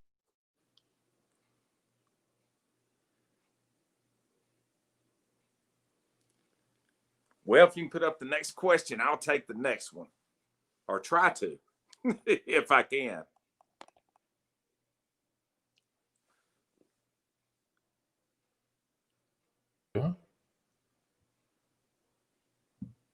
That is odd. How about this? There we go. So I Yeah. switched to the built-in webcam into my computer because my separate camera is running out of battery. And yeah, so Joe, I don't get offended easily, so don't worry about it. Yeah. Say it like this. Okay, there we go. So next couple of questions are for me. So it's not so much about Vortex fan. I've known the guys at Vortex for a very long time, so I kind of know where they're coming from. Some of their stuff is very good. Some of their stuff is not great. The Razors are good. BST Gen 2s are good. Gen 1s were hit and miss. Most Striker Eagles are not great, although 525 is quite decent. So it kind of comes and goes, right? So there are very few brands where you can say I'm a fan. The exception would be stuff like Tangent Theta or ZCO, where they make only one quality level, right? You can say that I'm a fan of a particular product line. For example, with Vortex, I really like the Razor scopes. They're absolutely world-class scopes. And they make a ton of them and they're consistent. But with any company that makes a broad range of product lines, saying that I am a fan would not be accurate, right? You have to break it up by product lines. I'll let Joe chime in on Vortex. I need to turn off my camera so it charges. Give me a sec. Oh, okay. Yeah, for me, part of it for Vortex is the same thing as Night Force. The ones that I personally had have went back. I've had problems with them. Now, I haven't owned one of the attackers, but I owned a couple of the NSXs, which is an older Night Force, I realize. But the couple that I did have, when I got them in, this is kind of early internet, or at least for me it was. And when I got them in and I looked through them the first time, I mean, I felt like somebody hit me across the back of the head. I thought, I spent this much money on this. And there's been a couple of the Vortexes that have been the same way. Now, I haven't had, like say, some of the cheap Vortexes, like say the little copperhead, the one we were talking about, the crossfire and stuff and the low magnification. I think some of those are great. I think some of the mid-price Vortexes are overpriced. That's, you know, I'm not saying all of them because I haven't tested all of them, but the ones that I've had and the ones that I've tested, I think quite a few of those are overpriced. But I'm exactly like he is. When you take a scope company that goes from the really high end of the scopes down to the bottom, they're going to have scopes in there that are misses. There's no way around it. I like Leupold. I'm not a Leupold fanboy by any stretch. And they have some scopes that I really like, but they have some others that I think are a total miss. And it's hard. Our mutual friend Ted said this about a lot of the scope companies. You can't be everything to everybody. You just can't. And it's whether it's scopes, cars, or whatever, you know, you just can't. And you can't do that and hit a home run at every price point. And I think Vortex, because they do go all the way up to the Razor, down to $200 scopes, they're an easy target because they're huge. And I think another reason they're an easy target is there's nowhere you can go and you can't find a Vortex. If they sell guns or they sell scopes, they have Vortexes. And in a lot of my videos, when I compare something to a Vortex, I'm not trying to pick on Vortex. It's just like 25 years ago, I would have compared something to a Leupold VX2 or 3 because they were everywhere. Now there's Vortexes everywhere. So when I compare something to a Vortex, guys have a good idea in their mind what it is. You know, but I don't have an axe to grind with those guys. There's nobody you'll ever talk to on the phone that's nicer. When you meet these guys in person, they're great. You know, like I say, the warranty, you can't touch it. But there are some of their scopes, and some of the ones that I've had, a lot of them have went back, and it's not free. You know, there's nothing free in optics. If 30% of the scopes are going back, they're making that money somewhere else. You know, there's and not just Vortex, any scope company, they're making that somewhere else. But because Vortex will take anything back, I think they get a lot more back than other companies do. But a lot of it has to do with the fact everybody knows no matter what it is, they'll take it back. So I think it's a double-edged sword for them. You know, that's just my opinion. But I haven't had the best luck with them personally. Okay. So I'll tell you a couple of stories about Vortex. One of the reasons I generally like the people, right? Liking the people, liking the product are different things. Like with Night Force, I like the products, don't necessarily like the people, at least most of the ones I've met. With Vortex, I like most of the people I've met. They don't like all of their products.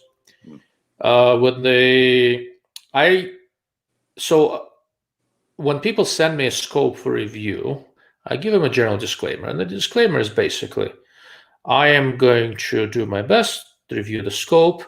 The only courtesy the manufacturers get is that before I publish results, I will give them a summary of what I found, and then I just publish everything.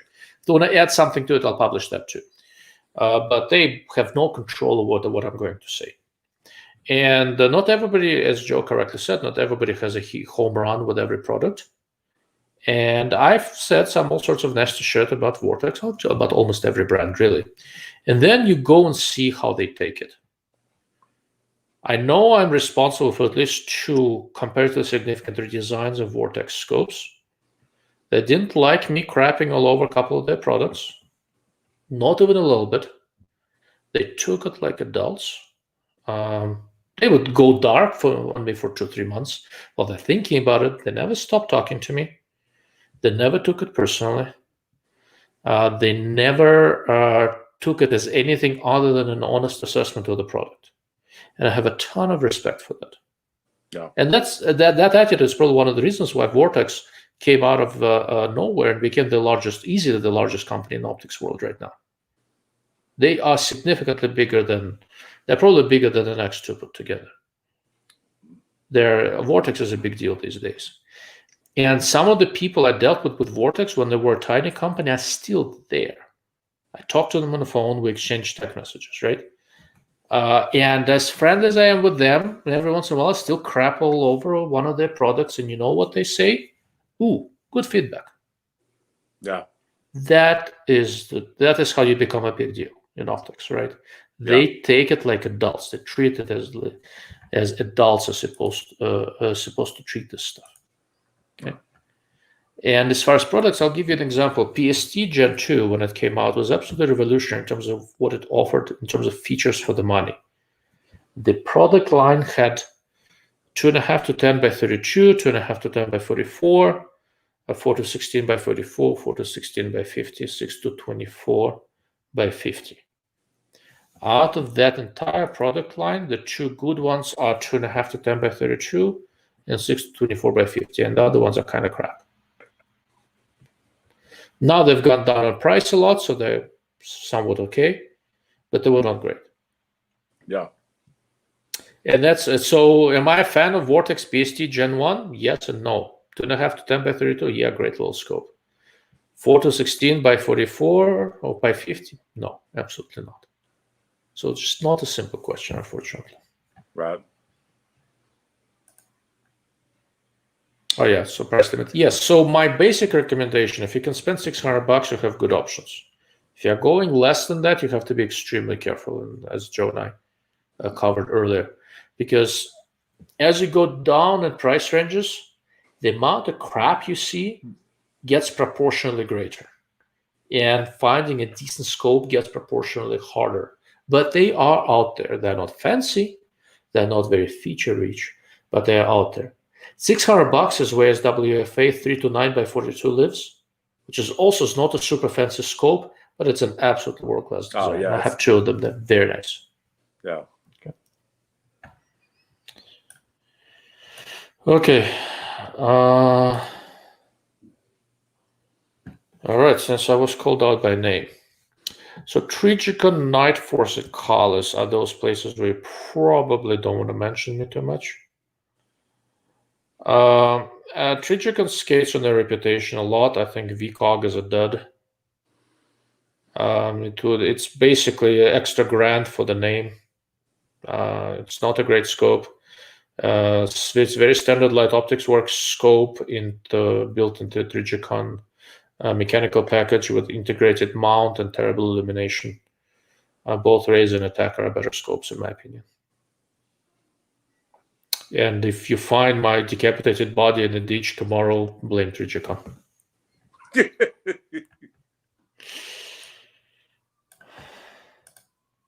Hey, congratulations to your son.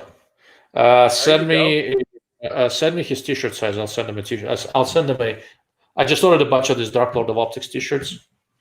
They'll be ready in a week or two. Tell me his size. I'll send him a t-shirt. That's awesome. That's a scope I recommend a lot.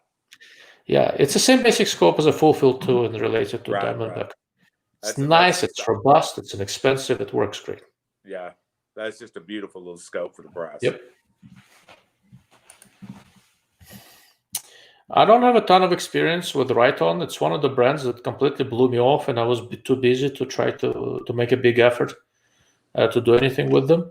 I made a couple of attempts to talk to them, and they're basically kind of like a bunch of assholes, which ordinarily I don't terribly care. The product stands on its own merit, but also if I have to work very hard to get my hands on a product, I'm probably not going to do it. A lot of brands, and I'm busy.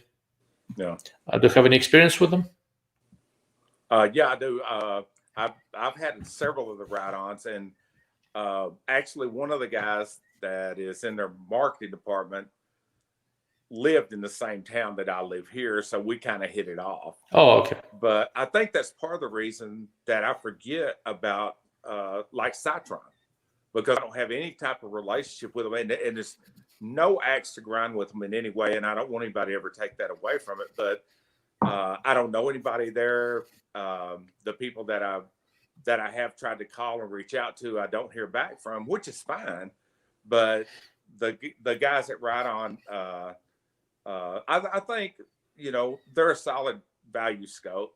They're not something I'm just flipping out doing cartwheels over. But I think a part of what is holding them back, this is just my personal opinion, are the reticles that they have. About half their stuff has duplexes, and that's the only way it's available. And there's nothing wrong with the duplex, but in today's market, when you're going to sell something that's long, if it's going to be marketed as a precision or a budget precision scope, you can't put a duplex in it. You're going to have to come up with something better than that. And but the guys that I've talked to have been great, but it's because I have, one of the guys, we just happened to hit it off because he was from my hometown, but they were supposed to be sending me one of their scopes. They've got a new one coming out in the budget scope lines. I say budget $500 to $900. The 5 to 25 by 56s. Everybody in the world's fixing to have one of those, and they're one of the companies that have one that's coming. But it's there's nothing terrifying about them great, but nothing terrifying about them bad. I'll put it like that.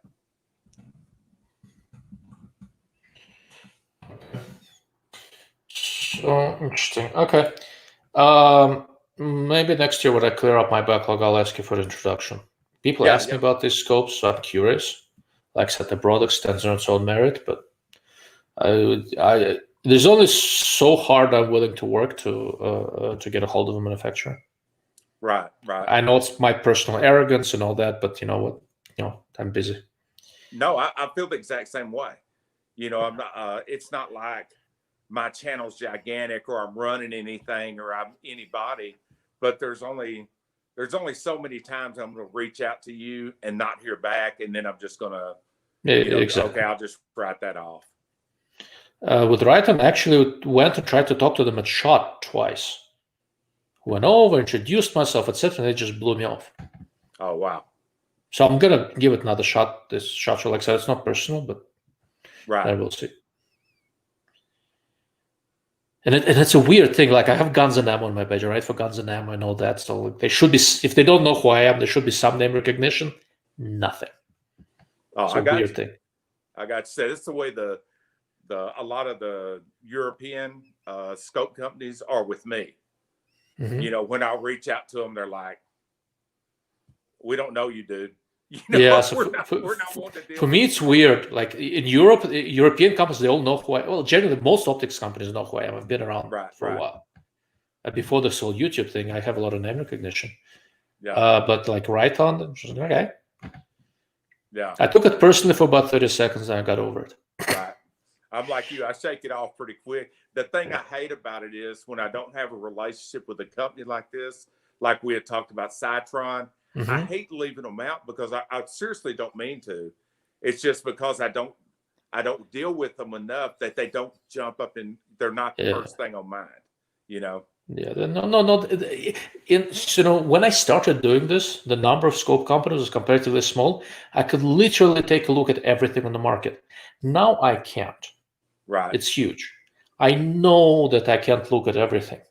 So this kind of thing is basically sort of a self-selection of sorts. Yeah. If I can't get a hold of it, I just won't look at it. There's plenty of other stuff. Right. I won't call the company by name because I think that would be tacky. But when I went to the NRA show last year, I had done a test for an expensive scope. It was a scope that was about $1,800 for a company.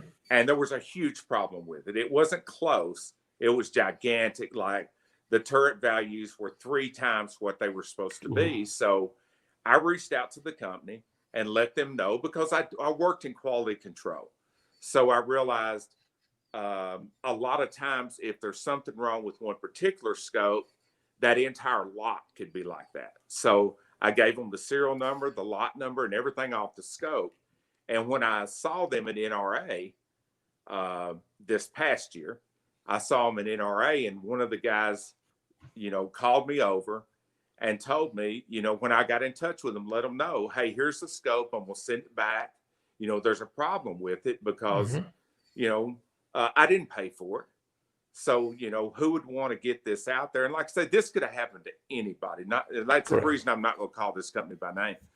But when I saw them at the NRA show, they were like, hey, asshole, what makes you an expert? And I said, I'm not an expert, but I can read a tape measure and I can see how much it's moving. And they told me, well, we'll never work with you again. And my answer, this is live stream. I was like, I didn't give a shit. And that's what I told them. And I wasn't trying to be rude, but I was being honest. And it was really weird because they took it like, oh my God, are you kidding me? And I was at NRA for 3 days. And in 3 days, I walked my fat ass to death just talking to the optics companies. And it's like, do you realize how many companies there are out here? If I piss one off, hey, I just piss you off, and you and I have talked on the phone without other guys knowing our conversations.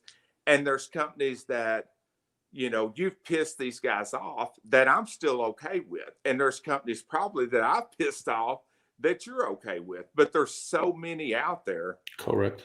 That it's not a big deal. And I think a lot of the scope buyers out there now are like my mother-in-law. I loved her to death. I've known that woman since I was a kid, but she loved Buick. She loved Buick. And till the day she passed away, she loved Buick. And there's guys out there that are brand loyal like that. And it's like, okay, maybe 40 years ago, that made more sense than it does now. But there's so many of these scopes that come out of the exact same factory, off the exact same assembly line. The same, like you say, the same OEMs, and the brands, especially with the newer brands, they all start blurring together after a certain point. So the same OEM does not necessarily mean the same scope, but oftentimes it does. Yeah. You don't always know. There are some ways to tell, but a lot of them are very, very similar. One of the things I find always mind-boggling, there are a few brands out there who think that they by loaning me a scope, they're doing me a favor. Right. Right. Now, to be fair, I don't think I'm doing them any favors, and sending something to me is risky. I may say something good, I may say something bad. And I tell them right up front that if you want me to look at it, I'll look at it, but you have to be ready to take the results. And if you don't want to risk it, I totally get it. No hard feelings. And some of them take this stuff very personally, really get their panties in a wad. And if I run into one of those, I'll never have anything to do with them again because I don't need the drama, basically. Right. I've had people threaten to sue me. I've had all sorts of stuff. If you threaten to sue me, it's just going to get worse because good luck suing me. Right. But by and large, yeah, I just want to look at scopes and offer my best opinion. My loyalty is to my audience only. Scope manufacturers, if they don't like it, can go suck an egg. Don't care. Right. So you sound like me. I tell any scope manufacturer that the first time I've done a video for, or a retailer, your product gets you the video. My opinion is not for sale. Exactly. And I'll send them an early copy of the video, but I'm not changing anything. But occasionally I'll say something like, it's a 3:9, say by 40, when it was actually 3:9 by 50. And I can go back and edit it and fix it later. But I did one for Leopold on the RDS Freedom, which was, it's not a very good site, period. There's no excuses around it. It's just not a very good site. But Leopold, like you were saying, the grown-ups, they accept it. And it's like, okay, yeah, for $400, there probably are better options out there. And they weren't upset with it, but they also didn't ask me or pressure me or say anything about, well, can you edit that out? The really good companies, the ones that are looking at the long game, that are interested in taking care of their customers, I'm exactly like you. They take it as constructive criticism. And I'm sure they hate that it made it onto YouTube, but at the same time, you can't deny it. Correct. There it is. So Leopold wasn't like that 10, 15 years ago. They've kind of, after Vortex kicked their ass, they've really changed their attitude. And now they're quite good about this. And they're getting a lot better. Their recent designs are seriously good, absolutely world class.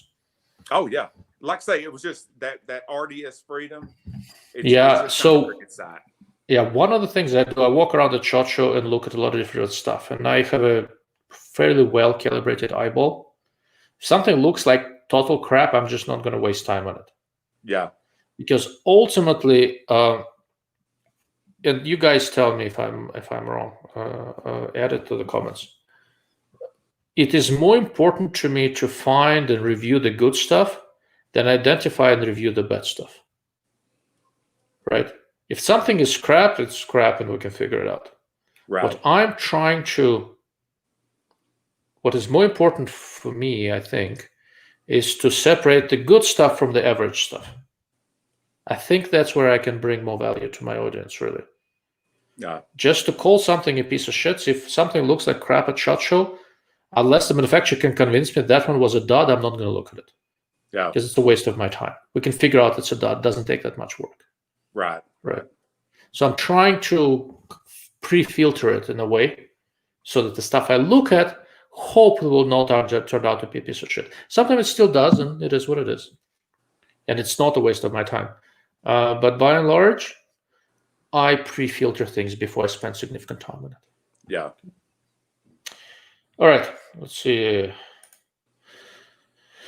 So there are two primary retailers for Delta. I just talked to them not long ago about it. That's, where is it? These guys. Airguns West and Darn Fine Shot. They both carry Delta.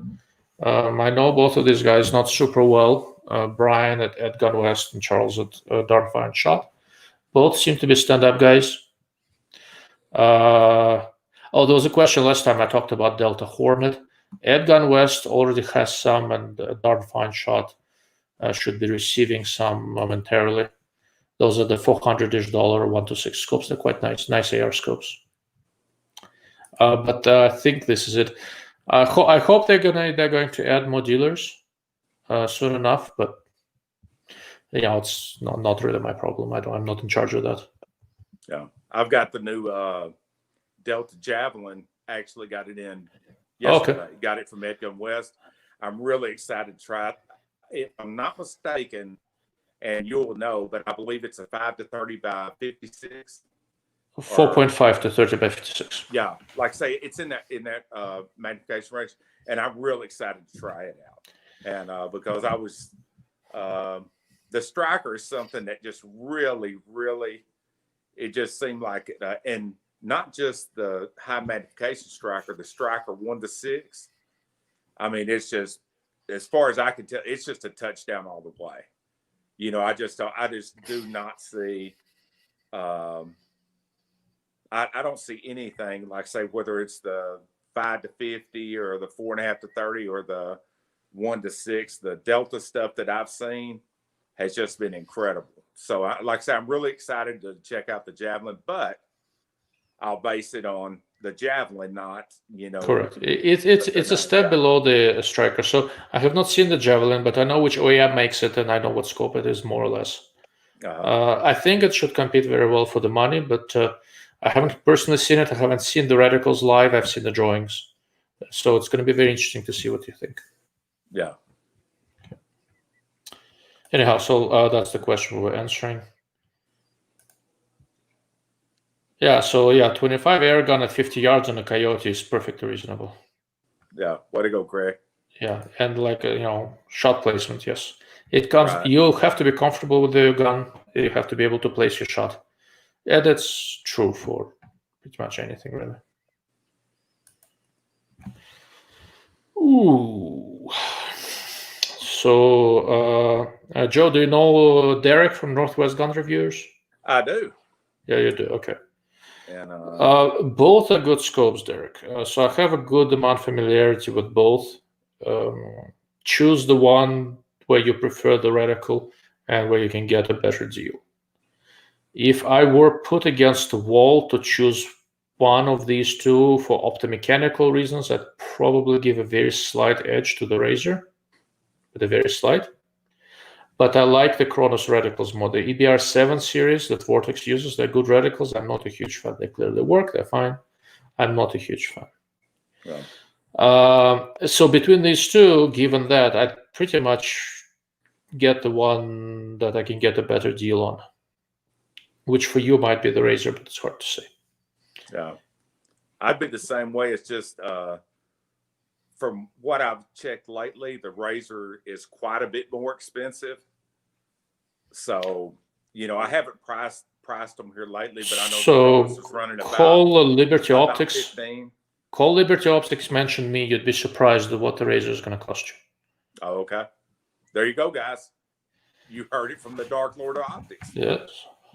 So the guy at Liberty Optics, his name is Scott. Call him. Tell him the Dark Lord sent you. And after he's done making fun of you, he'll give you a very good deal. Okay. Don't mention me. That won't help a bit. that won't help at all. And I've known Scott for a long time. In this optics world, the first people that I've met and I'm still friendly with are the guys at SWFA. They're just great. Yeah. And then the next person I met in this was Scott. My very first SHOT Show that I went to, Scott gave me a badge. So I always appreciate that. Oh, that's cool.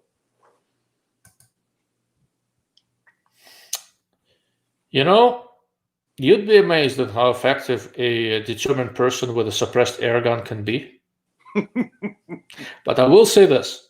If I was going to go hunt Russians in American Northwest, I'd use a suppressed 300 Blackout bolt action handgun, like the Q Minifix that I happen to have.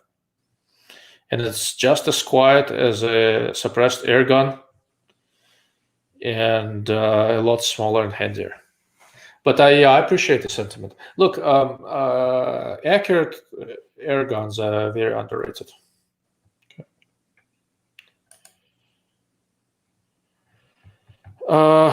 if I understand what it is, yes, it does give you greater depth of field.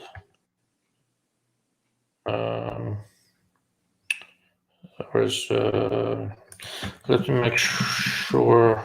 I think it's just a limiting aperture on the. I think it's just a limiting aperture on the objective. I can't find the website. Oh, there we go. Let me pull it up and make sure I know what I'm talking about. If I remember correctly, it limits the aperture and objective, and it will give you greater depth of field, but at an expense of light. So in bright light, it should work fine. In low light, it's not going to be great. If you're fighting mirage, it's usually middle of the day when it's bright and sunny. So it probably will. Yeah, there we go. Yes. Yes. When you use the way optics work, when you use a smaller aperture, it will cost you some light, but it will give you a greater depth of field. So their solution does work. It will help with the mirage a little bit for a variety of reasons. One is that it gets your optical path a little bit higher, a little bit away from the barrel. And from the way human perception works, greater depth of field helps you see what's in front and behind you better. So the mirage is still there. Mirage does not get weaker, but you see things better because your brain has more to work with. It's more of a human perception issue than anything else, but it does give you a slight edge. You familiar with this, guys, Joe? The Mirage caps, yeah. Honestly, I when the Mirage has gotten so bad, like when I used to prairie dog hunt with Ted, when the Mirage has gotten that bad, nothing seems to help. You know, Buy a tangent theta. Yeah, well, there you go. Honestly, get it. Drop $5,000 at a tangent, then come back and talk to me. The best scope that I ever had on a prairie dog town was a fixed 10 power Swarovski. Yeah, and it was that was, as a matter of fact, the furthest shot I ever made on a prairie dog. I used that, and it was on a 6.284 at 1,248 yards. So guys that say you can't do it with a lower powered scope, you just haven't tried. You just haven't tried, you know. Yeah. All right, we have a couple of geographical questions. El Pinto restaurant is still very good. If you come visit, we can swing by. Depending what kind of food you like, the best steak in Albuquerque is on my grill in my backyard. You're always invited. You're also invited, Joe, but you may have to bring Ted with you. All right.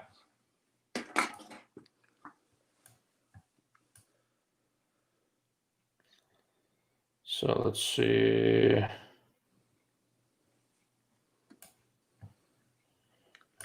I don't know whether this. I think the artistic talent. One of the downsides of going through comments in sequence is that I may have forgotten something we said 2 hours ago. You know, it's been 2.5 hours. I'm not sure what artistic talent we're referring to, but I don't have any, so it must be Joe. Couldn't be me. I've already ran out of beer. I'm on lemonade now. I should have went with bourbon. Yeah, I know. Next time I'll have bourbon. Yes, you should. I sent you a glass. You were supposed to have a glass like this. Seriously, you need to get one of those glasses. My wife was out of town, and when she came back, she was like, "What is this?" And she looked at it. She thought it was the coolest thing in the freaking world. Well, I have 5 more. If you tell me which bullet you want, I'll send you another. Oh no, I like the one I got right now because I can separate it from hers because she likes some of the flavored bourbons. No. So I sent you a 30 cal. Yeah, do you want one like this with a 45 cal bullet? No, I'm good. I like 30 cal. All right, so I can send you one more of those. I have 3 of those left. Oh, okay. And I'll ask her and see if she wants one. All right. But yeah, I like the 30 cal. Yeah, it's so I like the one I'm using is with the 45 cal bullet opened up. For some reason I like this that's one. Cool. Okay. No, it's not that kind of show. No. Sorry, guys, because I used to actually put that at the end of my videos, but then YouTube started. You couldn't monetize them after a certain point, so I had to take it all off. Yeah. What can I tell you? So come to SHOT Show. This year, I'm going to bring Ted. I need somebody to help me with photography. Our buddy Ted is a good photographer. I'm going to bring Ted. Talk to him at the end of day one. He'll map it all out for you. You can do a virtual SHOT Show boob tour, courtesy of your Ted Winkle, the best tour guide in the world. I'll do it with commentary. Yeah. Yeah, so there are some. There's a good number of breweries here. Unfortunately, I have celiac disease, so I can only drink gluten-free beer, which is kind of like tasteless water. So, sorry, guys. Oh, Tyler. Let's talk offline. I would love it for you to come on and talk more about field target and the things you're good at. They're not the things I'm good at, so I'm always looking for somebody who can bring in expertise that I don't have. It's not very difficult to find expertise I don't have. I'm sort of a one-trick pony. That's for you, Joe, since I haven't tested the Javelin. Jared, I'd love to be able to say it, but I haven't tested it yet. Okay. Right now, the only thing, when I get the scopes in, I've got a fixture in my backyard, and it's just on an old desk. It's just a Picatinny rail. I'll take it out there and look at it. And the main reason being, I'm like him, the range is not right next door. So there's been times I've traveled out there to set up, put the scope in the fixture, and there's a problem. And it's like, damn, I wasted the whole morning. So I'll take them out back. But the only thing I did was just a courtesy check, make sure that, nothing's just insanely bad. And a lot of that has to do with testing so many of the cheap optics, where there'll be something like the eyepiece flops around or the reticle's not straight. So, like I say, the only thing I've done on it so far is a courtesy check. So I can't tell you. I do know Brian told me that the main difference, I think this one is. So Brian is the guy at Gun West. Right. And I think he said this one's like rated to 338, where like the other one's rated to 50 caliber or something like that. And I think what we had said a lot earlier about the Delta Striker versus the Nexus, I think this is more like that. I think it's a lighter weight version of it. And I think I can't remember, like say there's something different. It's illuminated and one's not, or something like that. Like no, they're both illuminated. They're illuminated differently. Only the very center is illuminated in the Striker, a little bit more is illuminated on the Javelin. The reticles are different. A lot of the reticle design is aimed at doing well in some of those Scandinavian shooting competitions. Striker is a light optics work scope from Japan. Javelin is made in China, but what is probably the best high-end OEM in China. They make several other scopes I'm familiar with, which is why I kind of have an idea where Javelin's going to perform. In terms of recoil ranging, I wouldn't put too much stock into that. It doesn't matter all that much. Both core designs have been out for a little bit. There are different modifications, different versions of it, but the core design has proven to be quite robust. I'm very curious how the turrets are going to come out. I would not be surprised if Javelin actually has a better feel than the Striker. Like this place has good turrets. Yeah. In terms of optical quality, based on some of the OEM designs I've seen, I think the Striker will have an edge, but you'll be surprised with how good the Javelin might turn out to be. Yeah, I'm excited to try it. I've got 4 scopes in there to test right now, and from just what I've seen, and it was the most expensive of what I'm fixing to test, but from what I've seen, I mean, it looked pretty impressive, just, first impressions, but that can all go right down the drain as soon as you start testing them. Yeah. You need to lay eyes on these things. I mean, that's right. Everything I'm saying is conjecture, because I haven't seen that actual scope. And a lot of that stuff, guys that I know that from filming through the scope, things that you might not notice at a retail store or just at the range picking up a scope, looking through it real quickly. When you're trying to film through it, you find out just how critical it is, just how hard it is to get a good image through it. And that sticks with you. I mean, it really, really does. And that's part of the reason that the Delta Striker HD that I had and several other scopes have really stuck with me, because it was so easy to film through. You know, you didn't have to fight it to get a good image out of it. And I don't alter the image in any way, but some of them, it just seems, and with your naked eye, it'll look okay. But with a camera, the camera just, it brings out the best, and it definitely brings out the worst in any scope that's marginal. My camera through the scope setup is more expensive than most scopes. Yeah. So it takes a little work, and the human eye's accommodation is a big deal, and the camera can't simulate that. Yeah. Okay, let's see next. Tyler. So we're talking about March. That was earlier in the conversation. So Tyler has a 10-60 March high master. That is likely the finest second focal plane scope in the market today. If you want to look at the FFP model, Tyler, all you have to do is make it to Albuquerque. I think I have 2 of them in the garage somewhere. If you come over, I'll find them for you. And that's me being an arrogant jackass, just in case it didn't come through well. No, do your thing, man. I actually, Tyler is very humble, but if I could shoot half as good as he can shoot, you couldn't tell me shit. You know, Tyler, Joe, he is. I can't shoot like Tyler or like you. All I have is just built-in arrogance and a lot of scopes in the garage. No, all I've got is a loud-ass mouth and an eye patch. Tyler can freaking shoot, man. That son of a bitch can shoot. Yeah, that's what I hear. I've never seen him shoot, but I've heard. Yeah, he can shoot. I'll get him on the show. It would be a good conversation. Yeah, he's really, really good.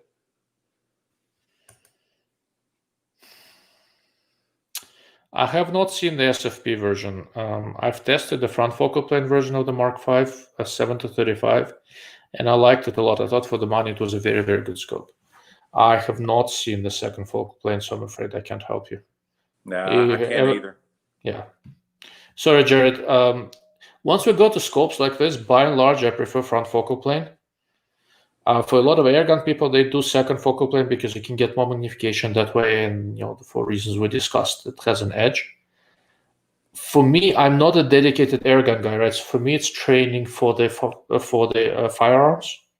So I try to use, by and large, the same type of optics I'd be using on firearms, and that changes a little bit how I look at this stuff.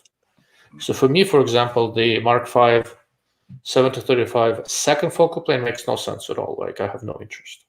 I'm sure it's a nice scope, and it's probably the same scope as a front focal plane version that I liked, but I have really no interest. I'm just the opposite. I'd love to try it. I haven't tried it, so I don't have any input. Yeah.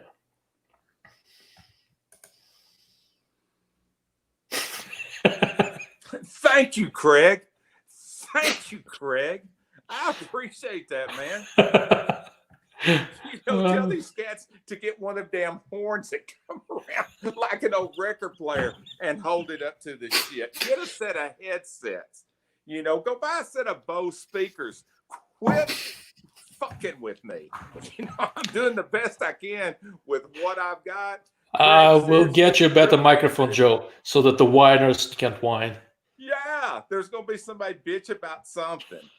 It's like Bella's not in the video. Bella's over there asleep. This bores the shit out of my little dog. That's the only reason she isn't here. Craig, you rock, dude. Okay. All right. So just so that you know, Joe, you didn't warn me, so this is okay this time. This is the one and only time beer is allowed on this show. Have a man's drink next time. All right. Well, like I say, if I'd have had time to make it to the package store, I would have went. But my wife's fixing to go out of town, and we were doing a lot of running around today, so I didn't make it. But I will never show up again without brown liquor. There you go. Good man. All right. So, okay. I have RS regulated Midwest, and I've seen the AK Master Mount. I have not seen Zentico.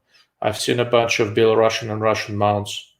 Overall, the best is probably RS Regulate, and the Midwest has worked well for me as well. I slightly prefer the RS Regulate AK mount because of how they do the lockup and where it is. It interferes a little bit less. It's kind of on the side on the Midwest. It's on the bottom, so it's a little bit easier for me to work the RS Regulate. If you can afford it, I think RS Regulate overall makes the best system for AK side mounts. I got nothing. Well, I'm bad influence on people. Give it time. If you don't own an AK, it's a travesty. Everybody should own one AK. Yeah, I got nothing. I'll tell Ted you don't have an AK. Oh, okay. All right. Yeah, you do that. He didn't have an AK until 3 months ago. Now Oh, he has okay. 2 or 3.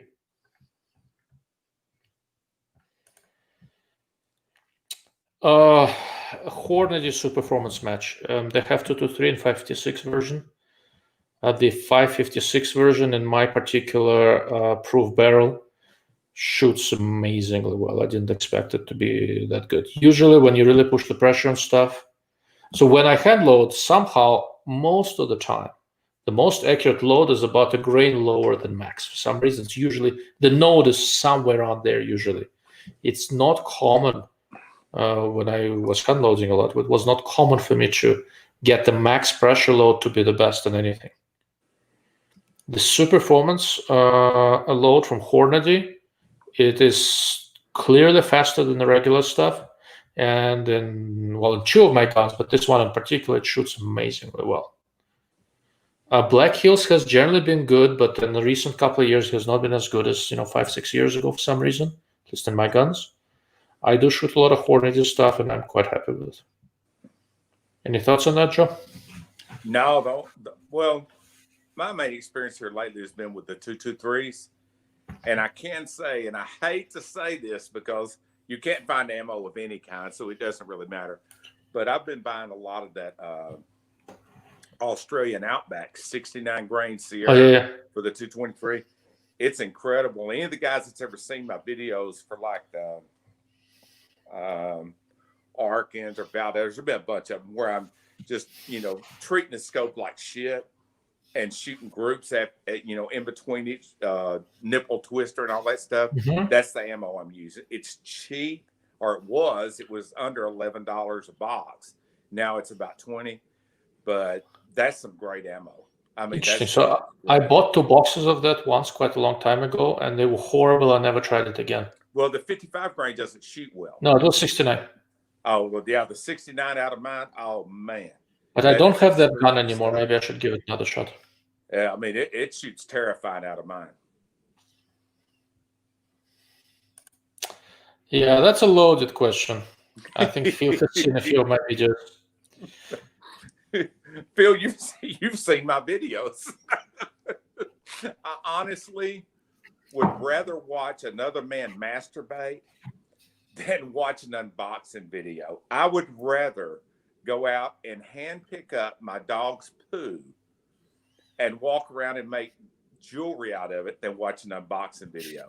I can't think of a greater waste of time than watching unboxing. I would rather go and buy tampons for my wife with my hands bloody than watching an unboxing video. I cannot stand them. The one and only time I watched an unboxing video, it was for I don't even remember what the hell it was, but it was something that came with about 50 freaking parts. And when I watched the unboxing video, it was telling me, okay, this is this, this is this. Those made sense. Guys that do scope reviews and they do unboxing videos, and it's like, okay, here's the box, here's the scope, and here's the stuff that come with it. I can bow to the master, and he can tell you this. The most high-end scopes in the world, when you open the box, guess what's in there? A freaking scope. That's all that's in there, is a damn scope. It's not a treasure chest. You know, it's, I mean, seriously, it's not, you know, it's not a box of Cracker Jacks. You're in the very best scopes in the world. You open them up, there's a scope in there. There might be a set of scopes. Well, I hope there's a scope in there, right? Right, but that's it. You know, and guys, the only thing more pitiful than people that make unboxing videos are people that watch unboxing So videos. I made an unboxing video. Well, the beginning was unboxing once. I think it was a Miopta, a scope, and if I remember correctly, it went like this. This is a scope. Came in a box. The box is blue. Then there was 4 minutes of Russian cursing. Oh no! Now see the Russian cursing. I could have got on board with that. Yeah, it is. I hate this thing. It's so freaking stupid. Oh yeah, so that's why air guns did not become more popular in Napoleonic Europe. There were several Austrian gun makers that were making really accurate air guns, and the French did not take it very well. In many places, big bore air guns were indeed made illegal, and Napoleon did start it because they were quiet and they took people out. The most famous use of an air gun as for an assassin's weapons in literature was in one of Sherlock Holmes' stories. I don't know if it was in a couple of movies, but there is a Sherlock Holmes story where he has a battle of Professor Moriarty, one of his henchmen, Colonel something. He was using an air gun as an assassination weapon, using the same bullet that's typically used by a handgun and confusing London police along the way. Just if you ever wondered how nerdy I really am, there you go. That should clear it up. So when I was growing up as a kid in Russia, the room that I lived in, and so I was lucky to have my own room, so to speak. It was a tiny room. It was my desk, my bed, and the rest of it was completely filled up with bookshelves. We had a good-sized library, and that's what I did as a kid. I read everything. I would try to send these books to the US when we were immigrating, but 80% was stolen by Russian customs. Getting something past them was very difficult. A few we still have, we brought them with us, and I've been trying to restore our library bit by bit ever since, but it's a rough going. I miss my books. Okay.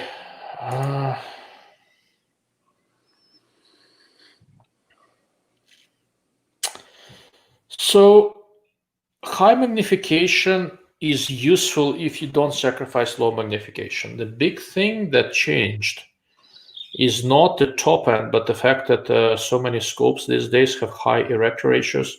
In the past, 3:9, 3:12, that kind of stuff. And you couldn't really go higher because you really wanted to have 3 or 4x magnification on the bottom, because there are a lot of situations where you need the wide field of view. Now we've changed the erector ratios. For example, this Delta Striker that we keep on talking about. I'm using the webcam on the computer now, so it's this guy. It's 4.5 to 30. If I had to give up the 4.5 to go up to 30, I probably wouldn't do it. But because modern optical design allow you such a broad range of magnification, there is a downside to high erector ratio, right? But there is a good compromise somewhere in there. And so many scopes right now, 4 to 30, 5 to 30 in that general range. And for ultimate flexibility, it works quite nicely. Another thing that happened is that the market got much bigger, the number of brands got much higher, and everybody's looking a way to make themselves stand out. High magnification is one of those. There's a huge number of very cheap high magnification scopes. They're crap, but they sell. They sell a huge number of them, make money. Why? Because people who can tell the ass from an elbow buy them. That's basically it. Comments? Me personally, guys that have never seen a really, really, really good 6x42, 4 power, 8x56, you don't know what you're missing. If you go to somewhere like the SHOT Show, the NRA show, one of these optical shows, anything like that, and it doesn't have to be any particular brand, Smith Bender, Miopta on the low end. Go somewhere and look at these fixed power, especially the lower powered scopes. The most brilliant, incredible scope I've ever looked through in my life was a 4-power Smith Bender. Now, it was a $3,000 scope. But when you look through it, you realize this is the kind of resolution that is, I don't know, the golden ticket. This is the best of the best. Can I correct you real quick? Sure. Yeah, you're talking about the contrast, not resolution. Oh, okay. So I happen to be very well familiar with that scope, and so generally the way Schmidt did the fixed power scopes, all of the classic fixed power designs, when they're not very high magnification, have very good resolution. Schmidt pulled out such incredible contrast and color out of this that it looks this razor sharp. But what makes it look razor sharp is not the resolution; it's the contrast and the color addition. You see these fine color tonalities. It's just freaky how good these are. Yeah. With modern rifle scopes, you get that effect with stuff like Leica Magnus hunting scopes. Yeah, those are awesome. The same business. Resolution is very good, but you can find scopes that resolve slightly better. Yeah. The way they do color is just weird. And when you're hunting, when you're trying to maintain the ability to see color into low light, contrast and color rendering is what gets you there, not resolution. Oh, okay. And what these early fixed power scopes did, they got color right and they got contrast right. And that makes it look scary sharp. Right. And I tell guys a lot that when you see something like this, it's like the first time you saw a 4K TV. Yeah. You know, that the 8-power colors you have is one of those. It's really nice. Man. When I got that scope, and a lot of guys think that, or way back when, and I don't know if you were in the States at the time, but a lot of guys thought that the 30 millimeter tube, how do they say it, lets more light flow through. And I know, but guys thought that, and to be fair to U.S. buyers, like when I got my first COS 8-56, they were considered gray market. Nobody was importing them, so I ordered it, way before the internet, and I sent some guy a huge amount of money to get this scope in.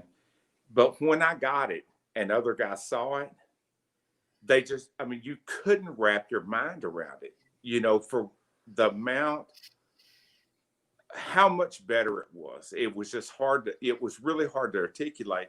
So we thought because of the 30 millimeter tube. We didn't know because, it's just that much better. Everything about it's better.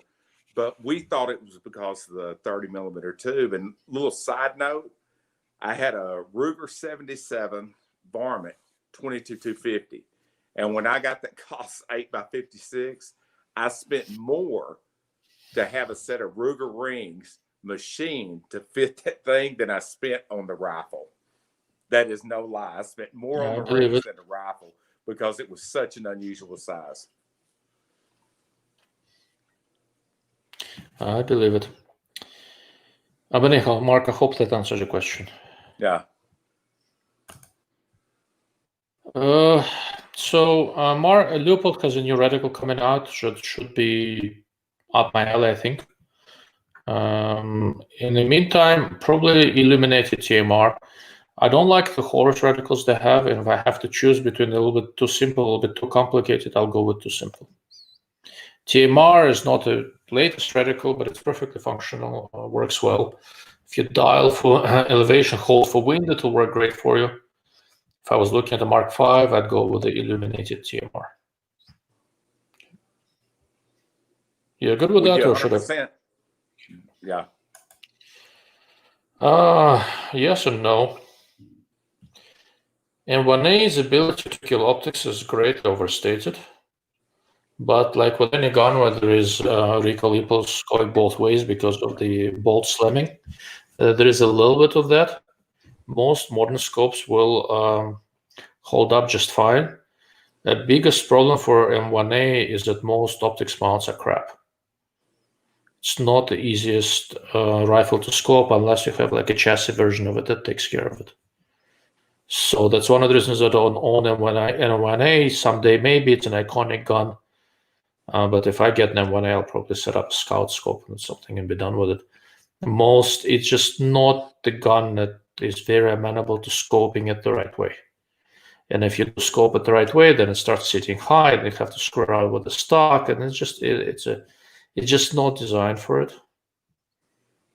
But in terms of killing optics, Reputation was developed on early designs that were not early optics designs that were not intended for the forward recoil impulse. Same problem why a lot of Springer airguns kill scopes, because so many scopes are not designed for it. Modern, well-designed scopes that take that into account, there is really no issue. Anyone experience? Nah, I got nothing. All right, moving on.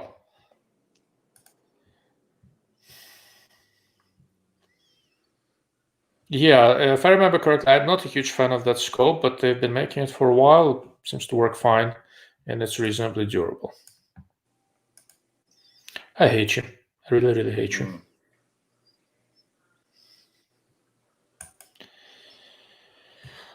You know what? It was a really good scope in its time, but now, I mean, it's just too expensive for what it is. You can do much better today. When it first came out, it was quite good. It's still exceptionally robust, but optics and the design are very unexceptional. The Nightforce SHV for 14x50 front focal plane is a version of that same design for a little less money. But honestly, in a modern market, you can do better. Okay. I made the classic mistake with the Nightforce NXS. I went for the highest magnification variable they made. And that was, to be fair to Nightforce, that would have been a mistake with any scope brand, not just Nightforce. But because I kept hearing about how great Nightforce was, I jumped up to whatever the hell it was, 8 to 40 or 32 or something like that. Yeah, and it was a mistake. But like I say, seriously, it would have been a mistake with any scope company.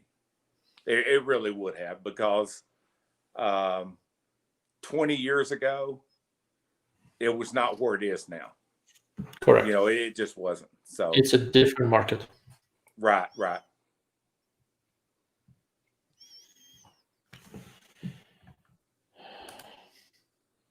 Okay. Not sure what I can say about that.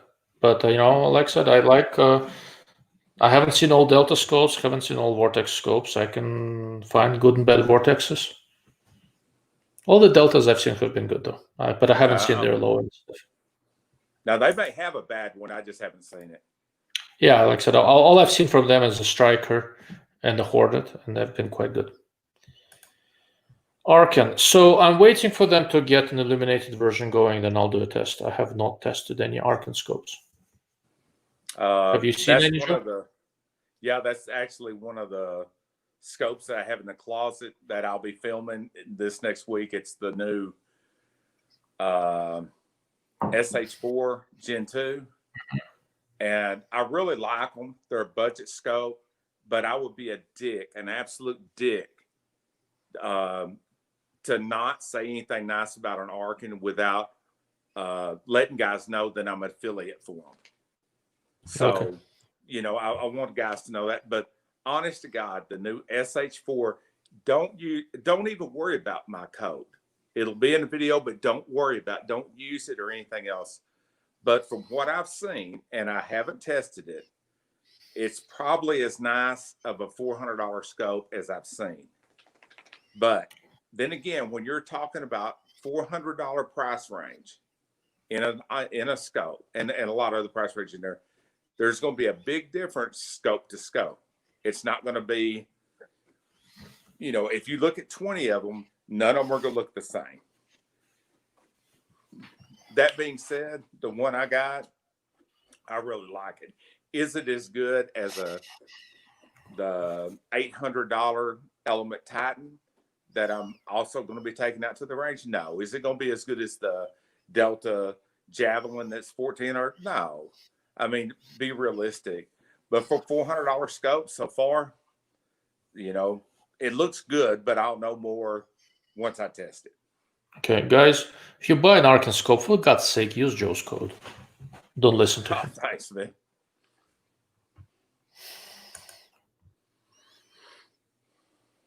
Yeah, look, so It's this is not a good way to phrase a question.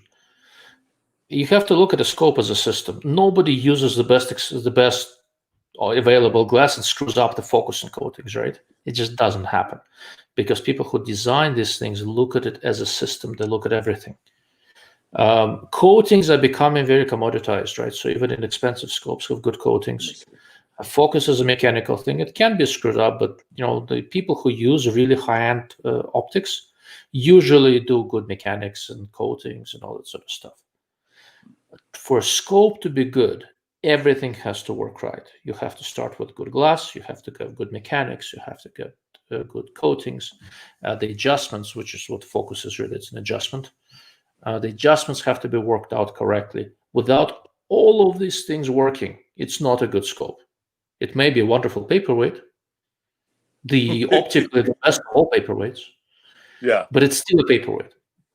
To be a good scope, all of these things have to fall in place. Okay. I hope that answers your question. I agree with that 100%. And when we were talking about variations between scopes, I had a Leupold, I think it's 4.5 to 14 or 4 to 14 LRP. And I went to a gun show, which is one that will educate you on optics. But it was one of these gun shows, and they had, a display model, and then they had, 100 boxes of them. And I grabbed one of these LRPs, and it was one of the display models. And when I looked through it, it was seriously terrifying, literally terrifying. And that every lens in there, there's all of these, every lens inside of it, and it's a shitload of lenses. That every one of them hit the sweet spot or got very, very close. And for whatever reason, that particular model, or that particular scope, not that model, that particular scope was spooky.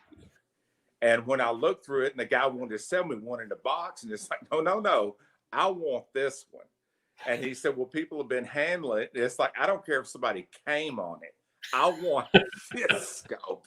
You can wipe your ass with it, and I'll wipe it down with Windex. This is the one that I want. But for every one that you get like that, you're not going to see another one. It may be a little while before you run up on another one like that. Like I say, that's the big difference in the really high-end stuff, the really expensive stuff. There's just not that variation from scope to scope. The tolerance is not only tighter, but they're more consistent from scope to scope. And every lens in it is more consistent. Everything about it's more consistent. But when, if you can find a spooky one, I honestly don't think that the coatings play into it so much until you get it outdoors. Inside of Bass Pro shops, they all look great. They really do. They all look great under fluorescent lighting. It's when you step outside and all that light hits it and it reflects around in there 50 freaking times. That's when you find out. So every once in a while I go to, local stores kind of figured out. Every once in a while when I travel, I go to Bass Pro, Cabela's or something like that. I walk over to the counter and start asking them questions about optics. I'm just curious what they're going to say. Yeah. I know it's mean, and I shouldn't do it, but I still do. Yeah. It's incredible. I have yet to see a single person at the gun store who has a marginal idea which end of the scope to look into. It's pretty impressive. All right, moving on. Yeah, so I'm still messing with it. Look, so any new scope I get, if you're looking for a quick review, it ain't happening, right? I do a kind of a first look, and I spend a lot of time with it because I'm not.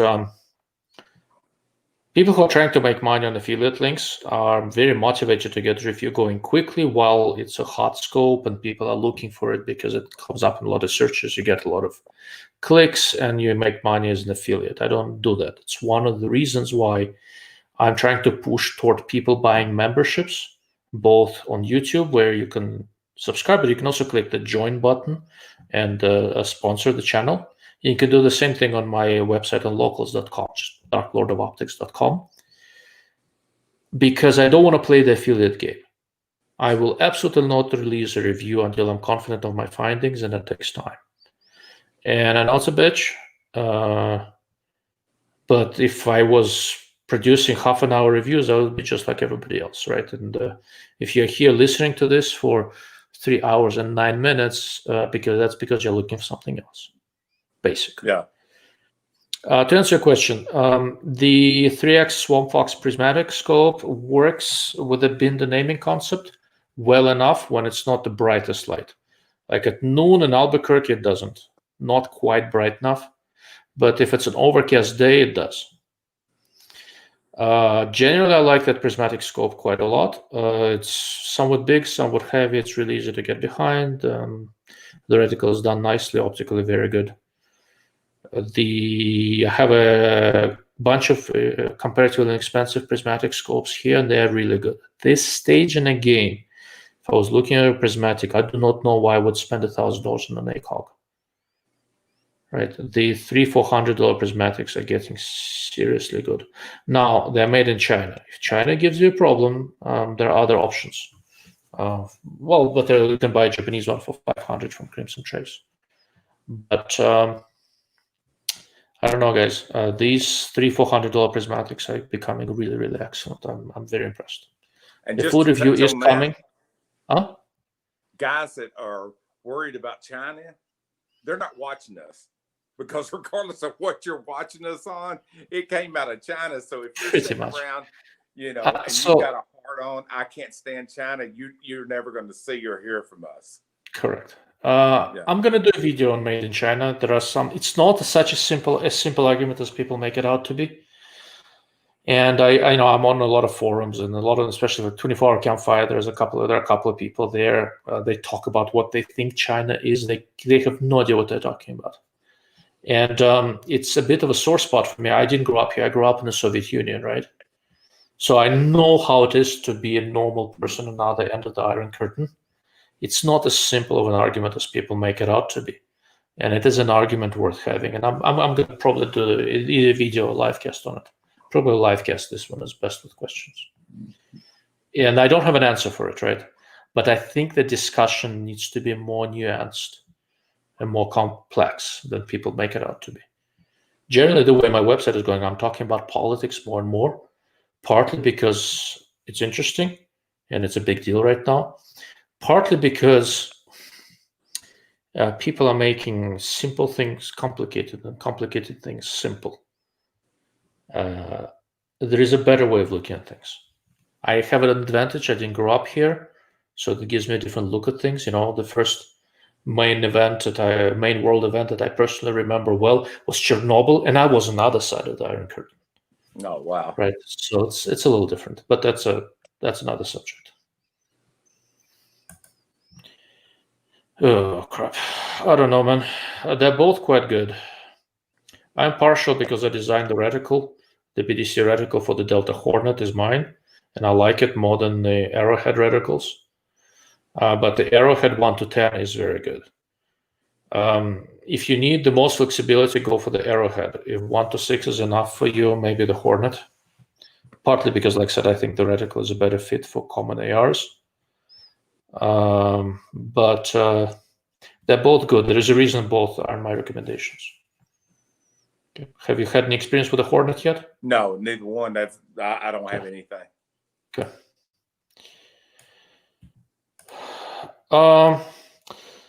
They're decent, but honestly, in the modern market, you can do better. That's basically that. If you're looking for a good 1 to 4, I think the Steiner P4XI works all over the Trigicon. Excuse me. If you want to do 1 to 6, I think the Delta Striker, this guy, works all over the Trigicon. I'm with you. The Trigicons were very good in their time, and they carry them over, and they make money on them, and they do well in the name. But I think the competition is different now than it was 10, 15 years ago. Okay, Joe? Yeah, I'm with you 100%. When I did my review of the Delta 1 to 6, and I don't work for these guys. I don't work for Trigicon. but there is no conceivable way I would recommend the Trijicon over the Delta.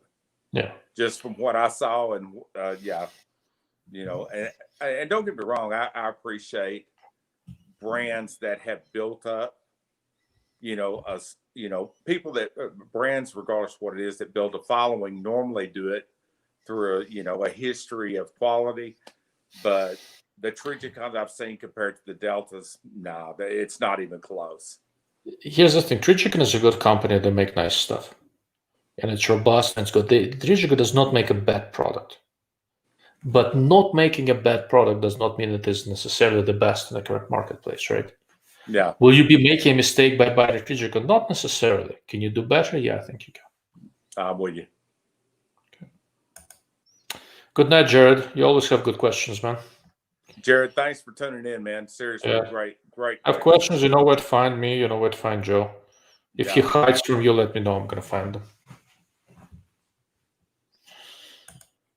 Okay. Yeah. The Athlon you're talking about is the Argos. It's optically it's okay, but mechanically the NXS walks all over it. If you don't need the high magnification, and it's 8-32, not 8-34. If you don't need very high magnification, NXS, if you did it as an even trade, yeah, that's a good trade. Mechanically, it's a superb scope. Okay. Yeah. Mac, you gave somebody dry that deep. That's the way I would say it. Yeah. Okay. Yeah, that's for you, Joe.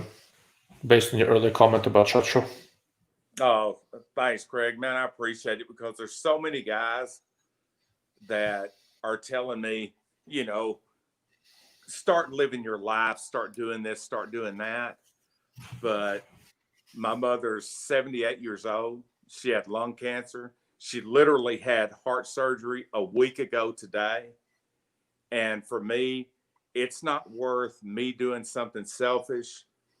And even if I was going to do something selfish, my wife would slap my one-eyed ass across the back of the head and let me know that's the one and only parent we have left. We both love her to death. Let's not do anything to endanger her. So that's where I'm at. You know, until something changes in my life that'll help my wife, that'll help my mother, we're just sitting back. You know, I can still do my little scope reviews. I can still have fun. As crazy as it sounds, my wife is my best friend, and she is nuttier than I am. That bitch don't have a lick of sense, but I love her to death. The only difference is she's crazy as hell, but smart at the same time. I'm crazy and have about a room temperature IQ, but regardless of what happens, you know, we want to take care of our one and only remaining parent. And I appreciate you, Craig, for saying that, because I had a conversation with somebody on the phone today that was telling me, quit being a coward, go live your life, go do this. And it's like, I'm not afraid to live my life. I'm afraid of endangering my mother's life. And if you can't appreciate that, you're not much of a friend. And Craig, I appreciate you, man. Seriously, it means a lot to me. Yeah. My grandmother died 6 years ago and she was 102. I recorded some videos from her. She was born in 1912. She remembered the First World War, the Communist Revolution. She was born before the Soviet Union. She outlived the whole entire damn thing. Had some interesting observations. I recorded some videos with her in Russian. Someday I'll translate them. The big reason I moved to Albuquerque a year ago is that my mom, she's 75. She turned 75 exactly 2 weeks ago on the day of my previous live cast. She has Parkinson's. My brother teaches at the University of New Mexico Medical School here in Albuquerque. So one of the big reasons I moved here, and I moved my parents here, they live next to me in LA, so that as my mom gets older, it takes both of us to take care of her. So it's just that. If you can't take care of your parents, yeah, I don't want to talk to you. Yeah, I'm with you. All right, going back to optics. $300 WFA 10x42. I can shoot with that. That's the cheapest, $300. What would it be? SWFA 10 by 42. I got you. There's nothing, but from that, the next step up in price is to about $700 for something like SWFA 3 to 15 by 42, or maybe Vortex Strike Eagle 5 to 25. I mean, the one I tested tracked, it will work just fine. Optically quite decent. All right, we're answering this with a little bit of a lag, but good night, Joel.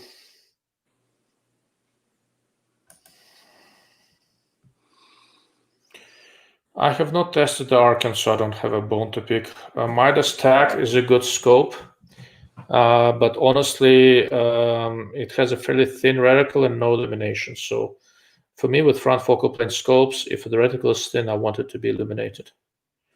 So I would probably skip over the Midas TAC and go to Athlon Ares if you like BTR, if you like Ares. If you like Athlon, there are also other options. Any input on that, Joe?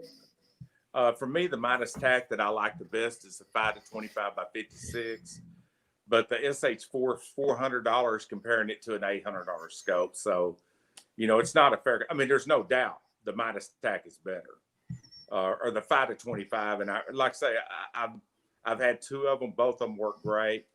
I think both of them are good at their price points, but we're talking about something that's twice as much as the other. So I don't think it's a fair comparison. Mm-hmm. And even the regular Midas TAC is better.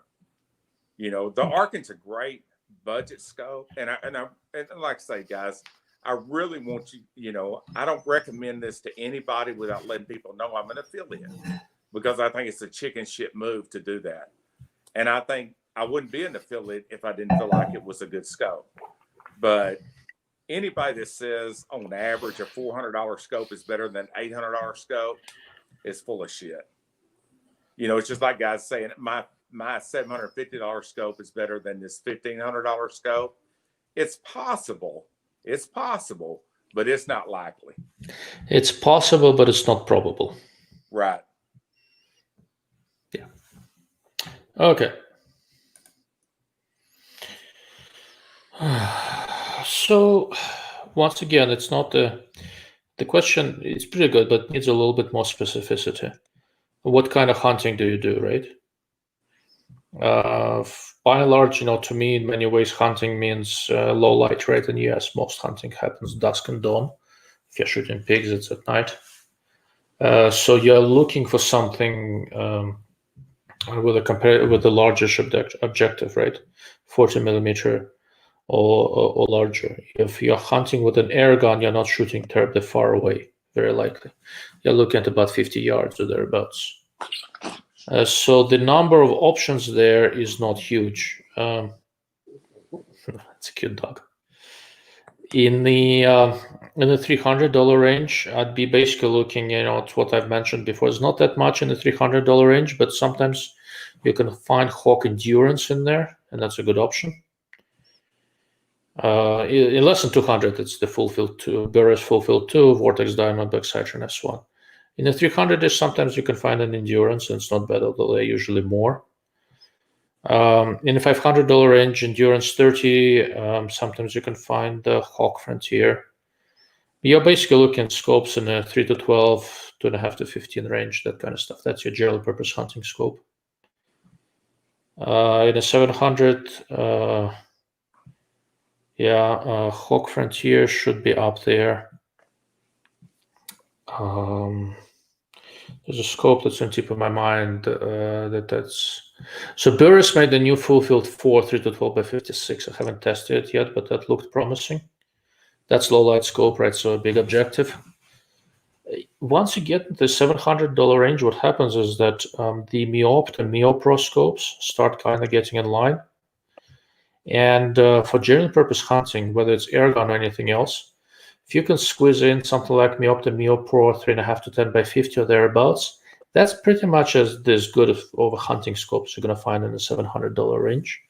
But it may not necessarily be illuminated, right? So, but between the non-illuminated Meopro with a nice bold number 4 reticle and illuminated scope that's not as good, I would go with the Meopro most of the time. Yeah. So if you're on a budget, something at some point somewhere is going to be compromised.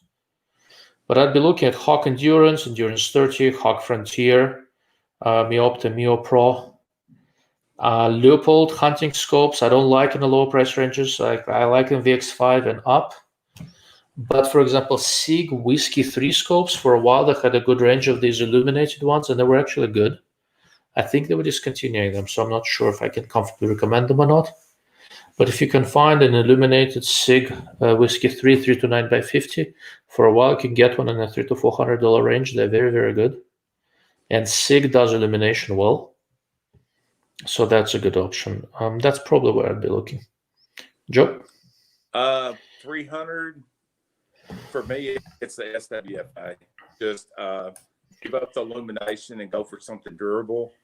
The best $500 scope that I've tested is probably the Bushnell Match Pro, and that's just a really super nice scope, and it's really, really similar to their Forge. It's just one instead. I think instead of the Japanese or whatever glass, it's Chinese, and it's only direct. You can only get it directly from them. But that Match Pro, it's a really, because I'm a huge fan of the Bushnell Forge. And now, especially because you could buy some of the second focal planes for, $450, under $500. And for $500, I really like the Match Pro and the Bushnell Forge as they're closing them out. For $700, I think I'm like you. I think I would try to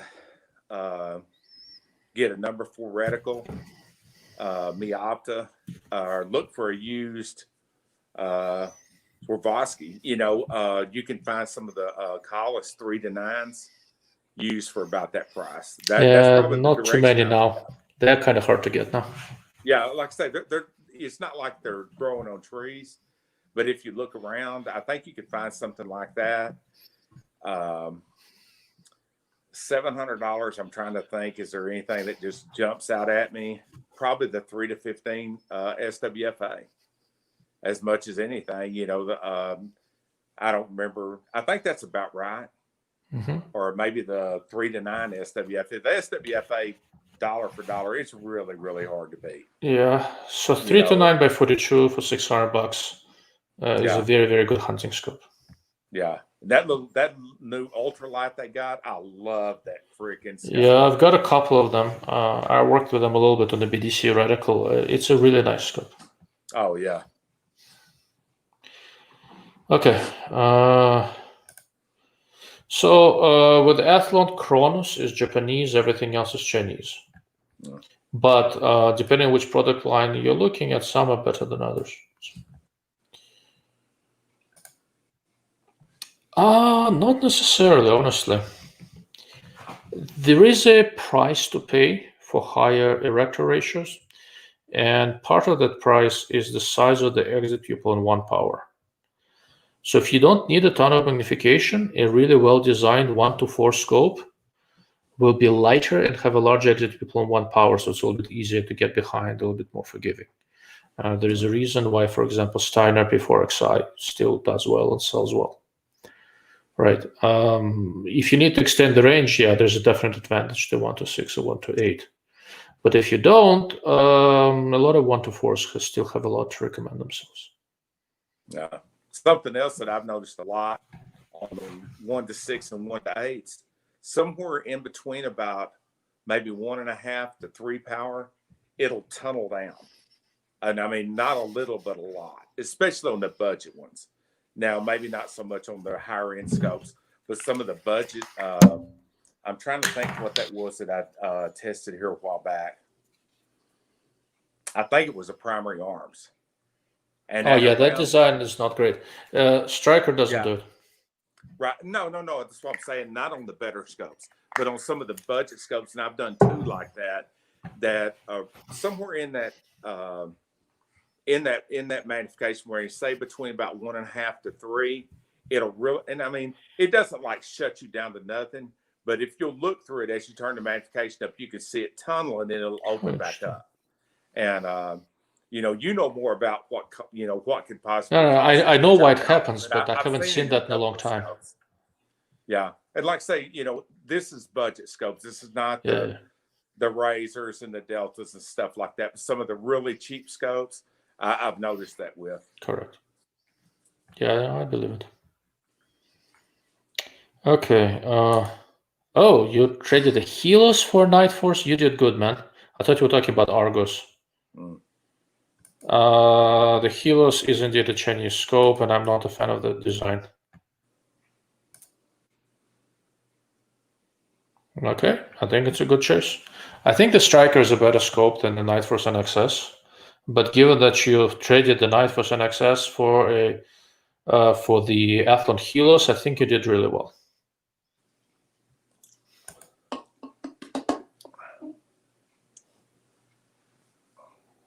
Yes, that is correct, but it is basically it's a resolvable problem. It's a little bit of math and a lot of practice. All right. In the modern day and age, with so many guns set up at kind of like a chassis stocks, almost AR-15 type profile, with a fair amount of offset between the bore of the gun and the optical axis of the scope, it's pretty common. It's a pretty common these days. Modern high-quality mounts are designed with that in mind. So it's not as big of a problem as it used to be, and a lot of it is just, honestly, it's just familiarity. Okay. Any opinions on that, Joe? No, nothing. Excellent. Yeah, this one is right up my alley. Yeah. Like I say, I'd rather say I don't have a freaking clue than just talk out of my ass. Okay, so so the higher and higher scope mounting is it's more of an AR-15 thing for red dots and a few other things. And there are a couple of good reasons for it. So one is that because of the ARs, a lot of people are really used to this heads-up type shooting, where you just bring the gun up and your neck stays as is, and that naturally keeps your eye a little bit higher above the stock. And another thing is that more and more people, some for work reasons, some just playing commando, use helmets and night vision goggles and all that. And if you do that with a conventional AR scope mount, you're a little bit too low. You'll be having some interference from the stock. So if you're running a tactical helmet, higher scope axis actually helps you. That is the biggest reason I've seen for this. That and just general heads-up shooting. If you're running a magnifier, there are a couple of potential advantages to how you do it, but I think the helmets and people playing Rambo is what's driving it more often than not. I'm with you on the Rambo comment. You have no idea how many people I've seen all in camo with an $8,000 rifle and $5,000 scope, and the scope is mounted backwards. Yeah, it's more of a California thing, though.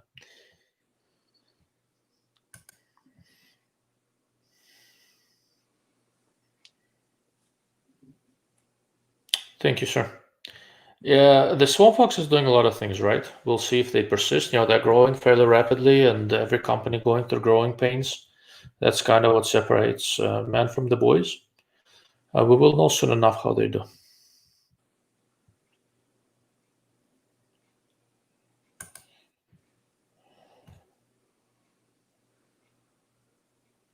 Yeah, so that's the primary arms that you're talking about. Yeah. So primary arms does the 1 to 8 in the platinum line, and that's a Japanese scope. It doesn't do it. But the Chinese-made primary arms, the silver line, it does. It's the same core design as Strike Eagle and all of those. It's not a great design. I don't like it. I haven't liked any of its incarnations. Primary arms does very well with the ACSS reticle. I like some features of ACSS and I don't like others, but overall the reticle is designed intelligently and they market it really well and it does well for them. And I've seen it enough times. I have a red dot and a 2-power prism scope from primary arms that I'm testing now, and they're quite good.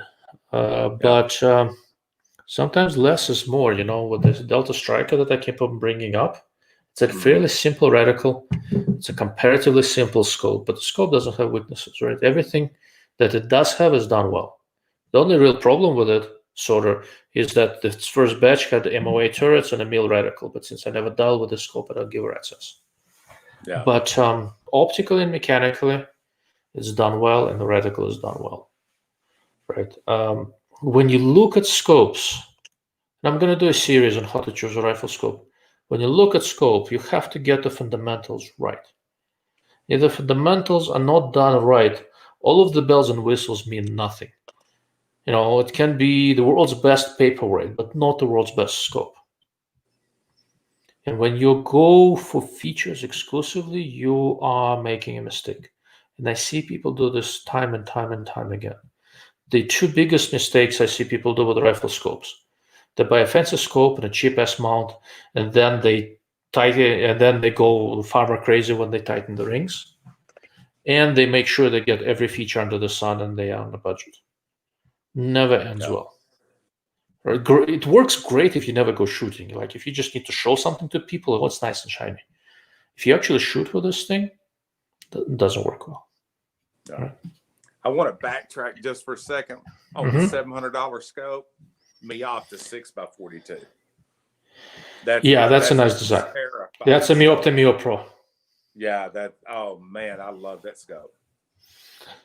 That is very nice. But he threw in illuminated in there, and that gets tricky because in the lower price ranges, most scopes don't do illumination very well. That's why I started bringing up Hawk Endurance 30. They actually do illumination pretty nicely. Yeah. Most lower expensive scopes don't. If you want illumination, lower price ranges, it's Hawk Endurance and Sig Whiskey 3. Some of those scopes are illuminated and they're quite nice. All right, did we run out of questions? You tell me. No, we didn't. All right. I blink for a moment and we'll have more questions. Okay, I haven't seen the blowout sale page. The SWF 10x42 HD, I have one of those. 580 is a good price. So when you look at it, there is a little bit more of a black ring around the image than with many more modern scope designs. But mechanically, that stupid thing is absolutely bulletproof and optical quality is good. But if you are bothered by a thick ring around the image, that's not a scope for you. If this doesn't bother you very much, 580 is indeed a very good buy. Yeah. The $300 SWF Classic, the way the eyepiece is done, it's actually slightly more comfortable to get behind. There is less of a ring around the image the way the eyepiece is designed. But the 10x42 HD is better, both optically and mechanically. I prefer the turrets, and it has a notably better contrast. The less expensive one is slightly easier to get behind and has a little more field of view. Bang for the buck, the $300 one is better. But if you need a little more performance, you're going to be rough on it and all that. Well, they're both durable, but if you're going to be spinning turrets all the time, I like the feel of the HD turrets more. Yeah. And a lot of guys don't realize there's nothing on the regular one that the HD is the same. There's not one single component. Yeah, they're made by different OEMs. Right. They're totally different scopes. Yeah. And I'm like you, if you're on a budget for $300, the regular SS in 10 or 12 or something like that. Actually, I have a 6 mil dot that I use on my crossbow that I love. But is the HD better? Is it twice as good? If you've got the money, yeah, I like it better. But it does. They don't look the same. If you look at them side by side, they don't look the same. But if you'll pick something out, focus them as best you can, there's no question which one, is sharper. So did you ever use the old Bosch and Lomb 10 power scope years ago? Yeah. That kicked Leopold's ass left, right, and sideways? Yeah. So the SWF 10x42 HD is the reincarnation of that scope. Oh, okay. Yeah. With some modern modifications. Yeah. Better, better coatings and some other stuff. But that scope was stupid robust. Just stupid robust. Okay. ACSS is a good reticle. Like I said, the reticles are now the beholder. And Dimitri, the guy who designed the ACSS reticles, he knows his shit. I mean, they are well designed. But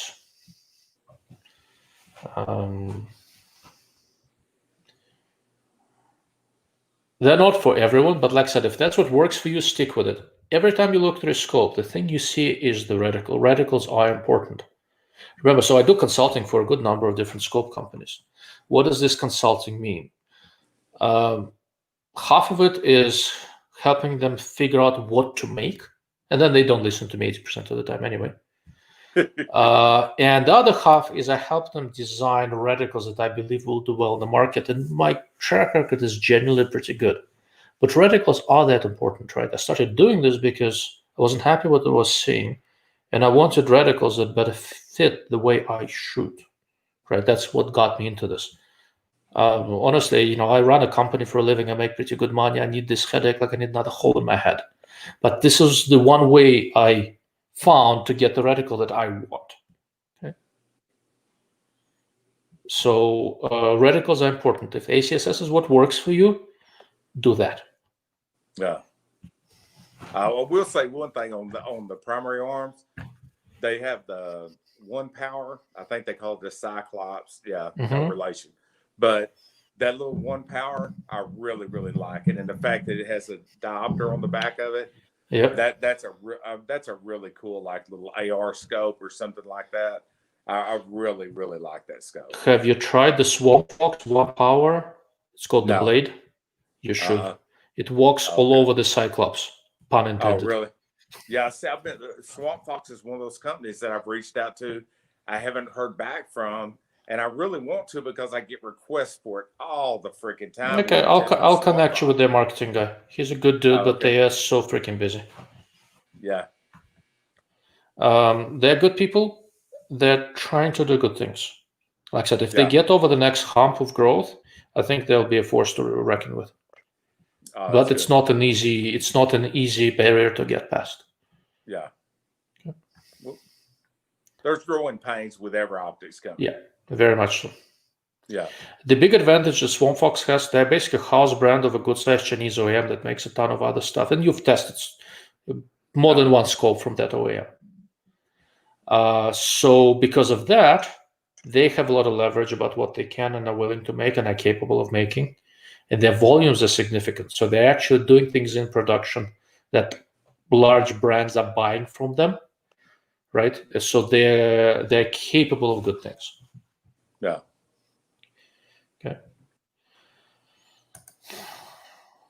To the best of my knowledge, the meal turret is not available yet. I know a guy who just bought one, and he received it like yesterday, and it's a Milliradian, a reticle, and MOA turret. I don't know. You probably talk to Brian more. If I talk to him, I'll check with him, see if he knows. But honestly, I can just ask the guy who owns Delta when the next batch is coming. I'll shoot him an email and I'll find out. Well, see, for me, like with the covered turret scopes like this, don't get me wrong, I would prefer it be mil or MOA. But if it's a cap turret, once I zero it for something like this, I'm gonna throw on something like an AR. It's not that big. It's not a huge deal, like a lot of guys make it out to be, like it would be on a precision scope that I'm gonna be dialing. Once I zero it, good to go. Yeah, I generally agree with you, but it is just a silly mistake. Like when Greg told me about it, he was kind of sheepish about it. I wasn't paying attention. One guy did it. He's an idiot. Yeah. It just shit happens. But still, for its price, it's a badass. It's a badass. And like, look, they're still selling it for. It's not that big a deal. They're selling it for like $730 or $750. I was talking to Brian today. I told him that he should raise the price because he's underselling it. He can make more money. It's a nice scope. And now, if you find me crucified in the ditch somewhere, it's everyone who is listening to this. No, you're good. As a matter of fact, I told Brian after I saw your video, I asked him, had he seen it? And he said no, because I did a video on it also. And I was telling him, man, they could charge $1,000 for this scope easily. Correct. And good. And I told him, I said, man, I'm not the only one that thought this. And I sent him a link to your video on it and told him, dude, look what this guy says. about it. And it, I told him 4 or 5 times in the video, you were like, they're not asking enough. They're not asking enough. Look, so I like low power variable scopes, so I look at a lot of them. In terms of performance, the Striker is broadly competitive with the Razor Gen 2. And the Razor Gen 2 is very slightly better in terms of the eyepiece design. The field of view is slightly flatter. Edge performance is very slightly better. Other scopes in the general range are Athlon Chronos BTR, SIG Tango 6, and there are a couple of others. And they're all broadly competitive with each other. Razor Gen 2 is a hair better.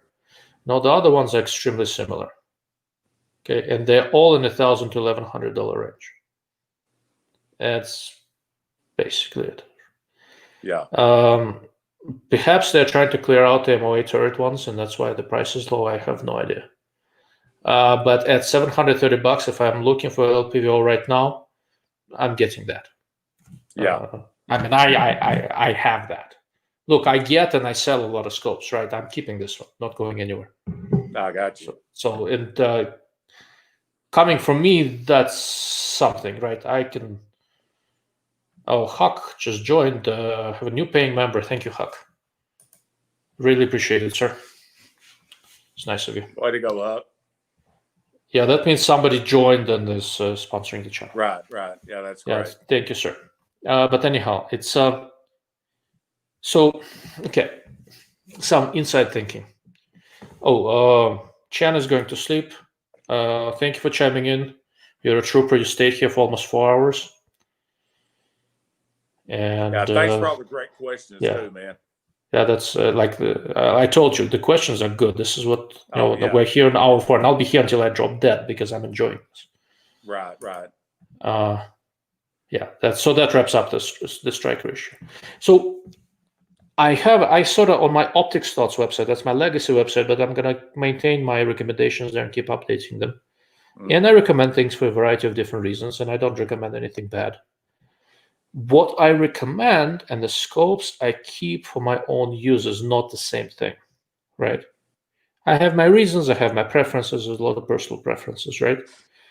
Every once in a while, I kind of list the things that I keep, that I don't just pass through here. Pay attention to that. I usually have good reasons. I don't always have the best reasons, but I never have bad reasons, right? I've been around this business for a very long time.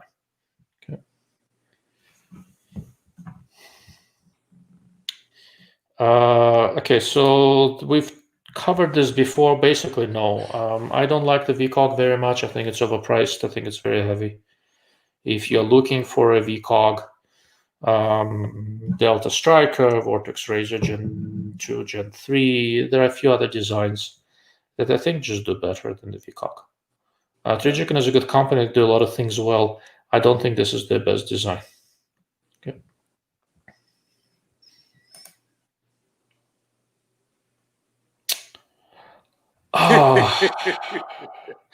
This is gonna raise the price. You call him tomorrow and tell him that we told you, hell no, don't raise the price.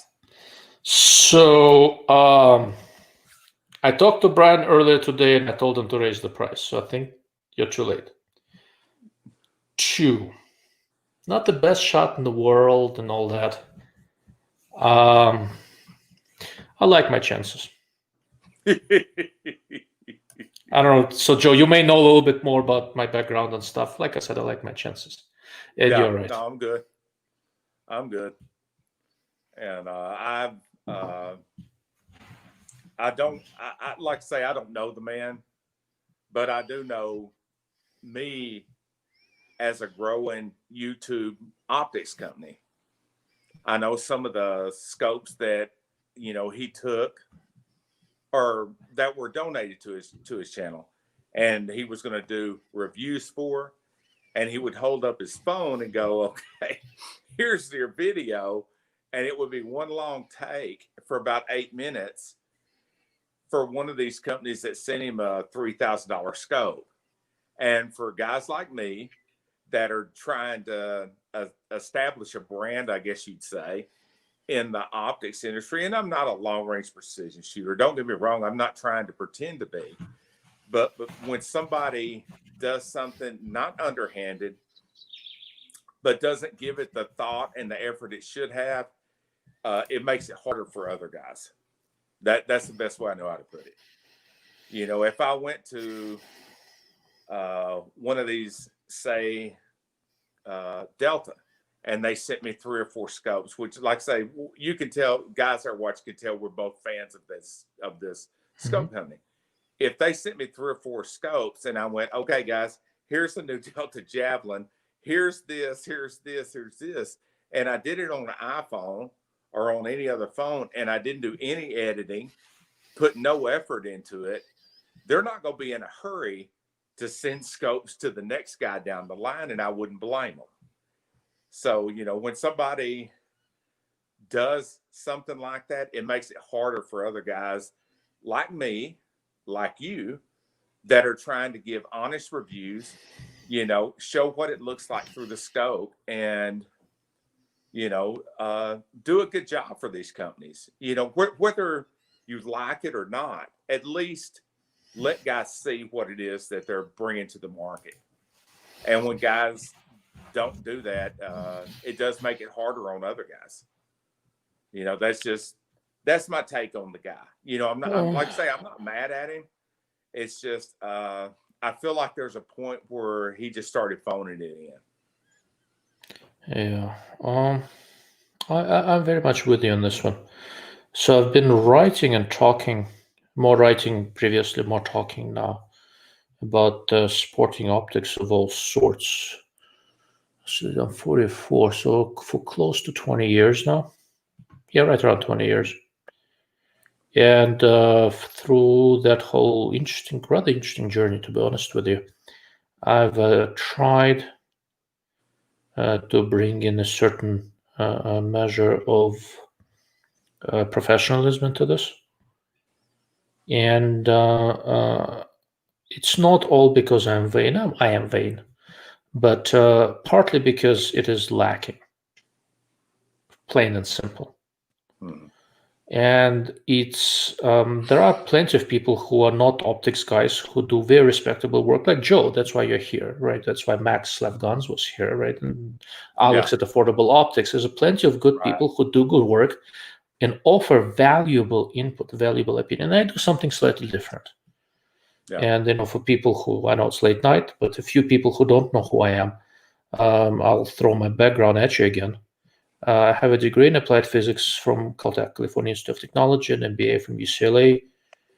I've worked on the last Hubble Space Telescope imager and a bunch of weather satellite night vision weapon sites. Astronomy imaging systems, Oscar-winning video cameras, and for the last nearly a decade, close to it, a little less, for a living, for my day job, I run a company that makes optical test equipment. This is my life, quite literally. And the things that I work with in my day job would make you cry and pee your pants. Because right now, these same things are looking from orbit and they're reading your license plate. Yeah. The amount of witchcraft and voodoo that exists in this business, on YouTube and otherwise, is mind-boggling and drives me bananas. This is probably one of the biggest things that keeps me doing this. Well, and honestly, I stumbled on this live cast. I'm loving it. I like the questions, right? But what really drives me and pushes me to continue doing this is how much bullshit is out there, and it's just wrong. It's just immoral. It's wrong. And the only thing worse than bullshit is self-important bullshit, and that's T-Rex. Yeah. The dude's opinion of his own significance is somewhat exaggerated. And, you know, coming from me, take it with a grain of salt. I'm sort of an arrogant jackass. But he can't tell his ass from an elbow. He may be a good shot. Seems like he is, I don't know. He does not understand the things he talks about when we come to optics. And it's not that complicated. And this is one of the things that offends me the most. If you spend a little time and effort, it's not that complicated to figure out the basics. It's nothing to it. You just have to want to do it.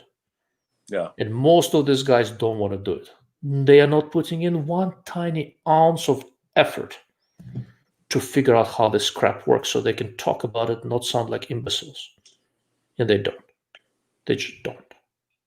Okay, sorry for the rant. This is the kind of crap that No, annoys me. that's fine, man. And honestly, from guys like me that are just enthusiasts that are trying to learn, I think when somebody reaches the point that they just go, I've already got this figured out, you're not going to get any smarter.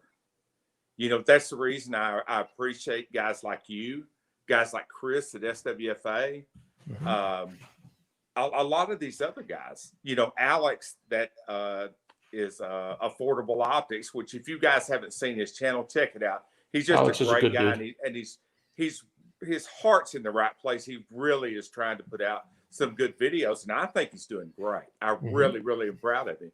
But he's like me. He's a enthusiastic amateur, but at the same time, he and I are not trying to come across like, hey, we designed this shit. We're about no. We're just trying to show you the product, try to show you, you know, reasonably what it looks like downrange.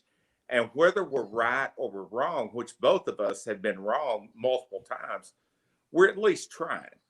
You know, we're trying to give honest feedback to guys that are going to put their hard-earned money out there.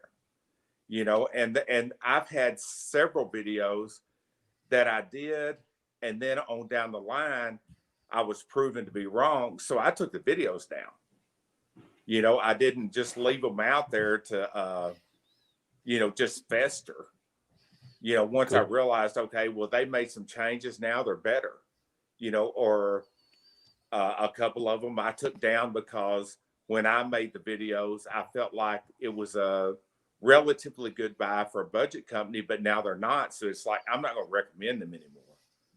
You know, but like I say, it's went the opposite way too. You know, where I've done videos and then later on realize, hey, this is a really good company. It's trying to do the right thing. But because you it's a know, learning it's just, process. I got a lemon, and it can happen to anybody. When it's no longer a learning process, you shouldn't be doing it anymore. Right. Okay. Anyhow, and there is, well, I don't know about death by alcohol. I grew up in Russia. It'll take a lot of alcohol. But I think I have one more drink in me, and we are running out of questions, so should be probably wrapping it up. It's 4 hours. I think that's the longest one yet. Joe, you're a record setter, man. Oh man, I don't know if I'll that's drink a good to thing that. or a bad thing. Salute, buddy. I really, really appreciate you having me on, man. This has been, I can't believe it's been 4 hours, man. It's been so entertaining. And I told you. guys, I will say one thing, and I'm not trying to sound like a suck up to guys that haven't had the opportunity to talk to you, to get to know you and kind of pick your brain. They just don't realize things that to guys like me that are not necessarily over our head, but we just haven't thought of, to guys like you at secondhand. And I appreciate the chance to get this, you know, or not secondhand, that's not the right word, but you don't even give it a thought. It's like, oh, I thought that was common knowledge, but for guys like me, it's not, you know, and to be able to talk to guys like you and have, you know, this kind of interaction for a lot of guys like me, it does help. Oh, you know, thank it you. helps us make better buying choices and stuff. Oh, it's nice of you to say. Appreciate it. Yeah. Anyhow, so it's 2 minutes until it's 4 hours. So I'm gonna hang out for 2 more minutes because I want it to be 4 hours. It's a record, man. Joe, thank you very much for coming on. It's been a blast, man. We should do this again. This has been a blast. I've really, really freaking enjoyed it. I was hoping my puppy was going to be up here a little bit more because she's the star of my show. But, you know, she got a little warm and wanted to get down. But yeah, one of those days I'm going to do this thing earlier so that my kids are still awake. Oh, yeah, that's cool. I will tell you guys something. When I've been really blessed that my channel has grown the way it has. But somewhere around, I guess it was around 10 or 15,000 subscribers. And occasionally somebody would recognize me. And I thought, I am just, I'm the shit. I'm a big dude. I'm the big deal. And I stopped at a convenience store on the way from where she and I go film. And I keep Bella with me everywhere. And there was a couple that came out and they recognized me, and I had on my shirt and stuff. So anyway, but they come out and said, "Oh man, you're Joe from Cyclops videos and stuff." And I'm like, "Yeah, and I'm sitting there thinking, just get in line. I'll sign whatever you want to sign. I mean, my head is just blowing up. I think I'm running something. And the one and only thing they wanted me to do, they asked me, "Will you take my phone and take a picture of me with Bella?" They weren't the least bit interested in having a picture with me. They wanted a picture with my puppy. And I came home and told my wife that. And I said, anytime I ever start getting a big head, you remind me of that. A little humility goes a long way. People are more interested in seeing my puppy than my big one-eyed ass. So anytime I ever get the big head, she taps me on the shoulder and said, "You do realize Bella's a star. You ain't running shit." Yeah, that's true. Yeah. Yeah, like I said, a little humility goes a long way. Someday I'll learn that. Black Friday deals. So I don't track this very much, but SWFA always has really crazy Black Friday deals, so I would check that. Yeah. Beyond that, Doug at Camerland, New York, he does really good deals and a lot of closeouts and stuff like that. So I would look at that. Liberty Optics. He's generally a Vortex guy, so see what he's going to do with Vortex on Black Friday. But these are the ones I look to. I'm friendly with a lot of retailers like Euro Optics and all those guys, but I'm not really privy to what they're going to do Black Friday wise. But SWFA is sort of famous. They usually have some serious discounts on Black Friday. Yeah. I'm hoping for a new camera. That's the only thing I'm waiting on. You and I talked about, new cameras. And I'm hoping for a new camera Black Friday because I'm holding out. Not buying anything yet to see if it goes up. We'll see. Go with my recommendation. There's a reason to my madness. I am, like I say, but I'm waiting on a Black Friday deal before I do. That's a good call. Yeah. Oh, yes. Wouldn't have been possible. Yeah, you're right.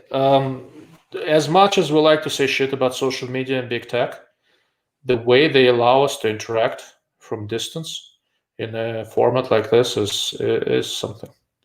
It is a big deal.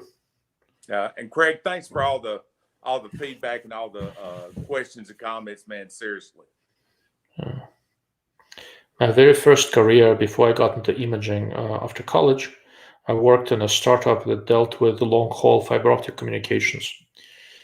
We were building long-distance fiber optic networks that could carry a huge amount of information. And all the information that could be carried at the time was maybe 2% of what we were building into it. And people were telling us that we're all nuts, and we told them, look, soon enough, people are just going to be sending videos back and forth. That's going to be a huge amount of data, and that's why you need this. And they all said we're full of shit. Well, look at it now. Had those networks not been there 20 years ago, we'd still be doing dial-up. Oh, that's true. Yeah. All right. It's been more than 4 hours. It is officially a record. I'm going to wrap this up. Joe, once again, thank you very much for joining in. I really appreciate it. And for the couple of remaining visitors I have, my sort of new home on the web is at lonelocals.com. I'm deeply worried that YouTube, Facebook, all the big tech is eventually going to push all the gun people out. Locals.com is a very libertarian-leaning platform for me. Eventually, more and more of my stuff is going to go there. But for now, I'm basically really trying to grow on locals.com and on YouTube. And if YouTube sees the error of their ways, I think it's a great platform. And if they don't, I'll retreat to where I'm welcome. I got you, buddy. And guys that haven't been to your website, seriously, go check it out. It's really, really worth investigating. Thank you. All right. Good night. See you guys.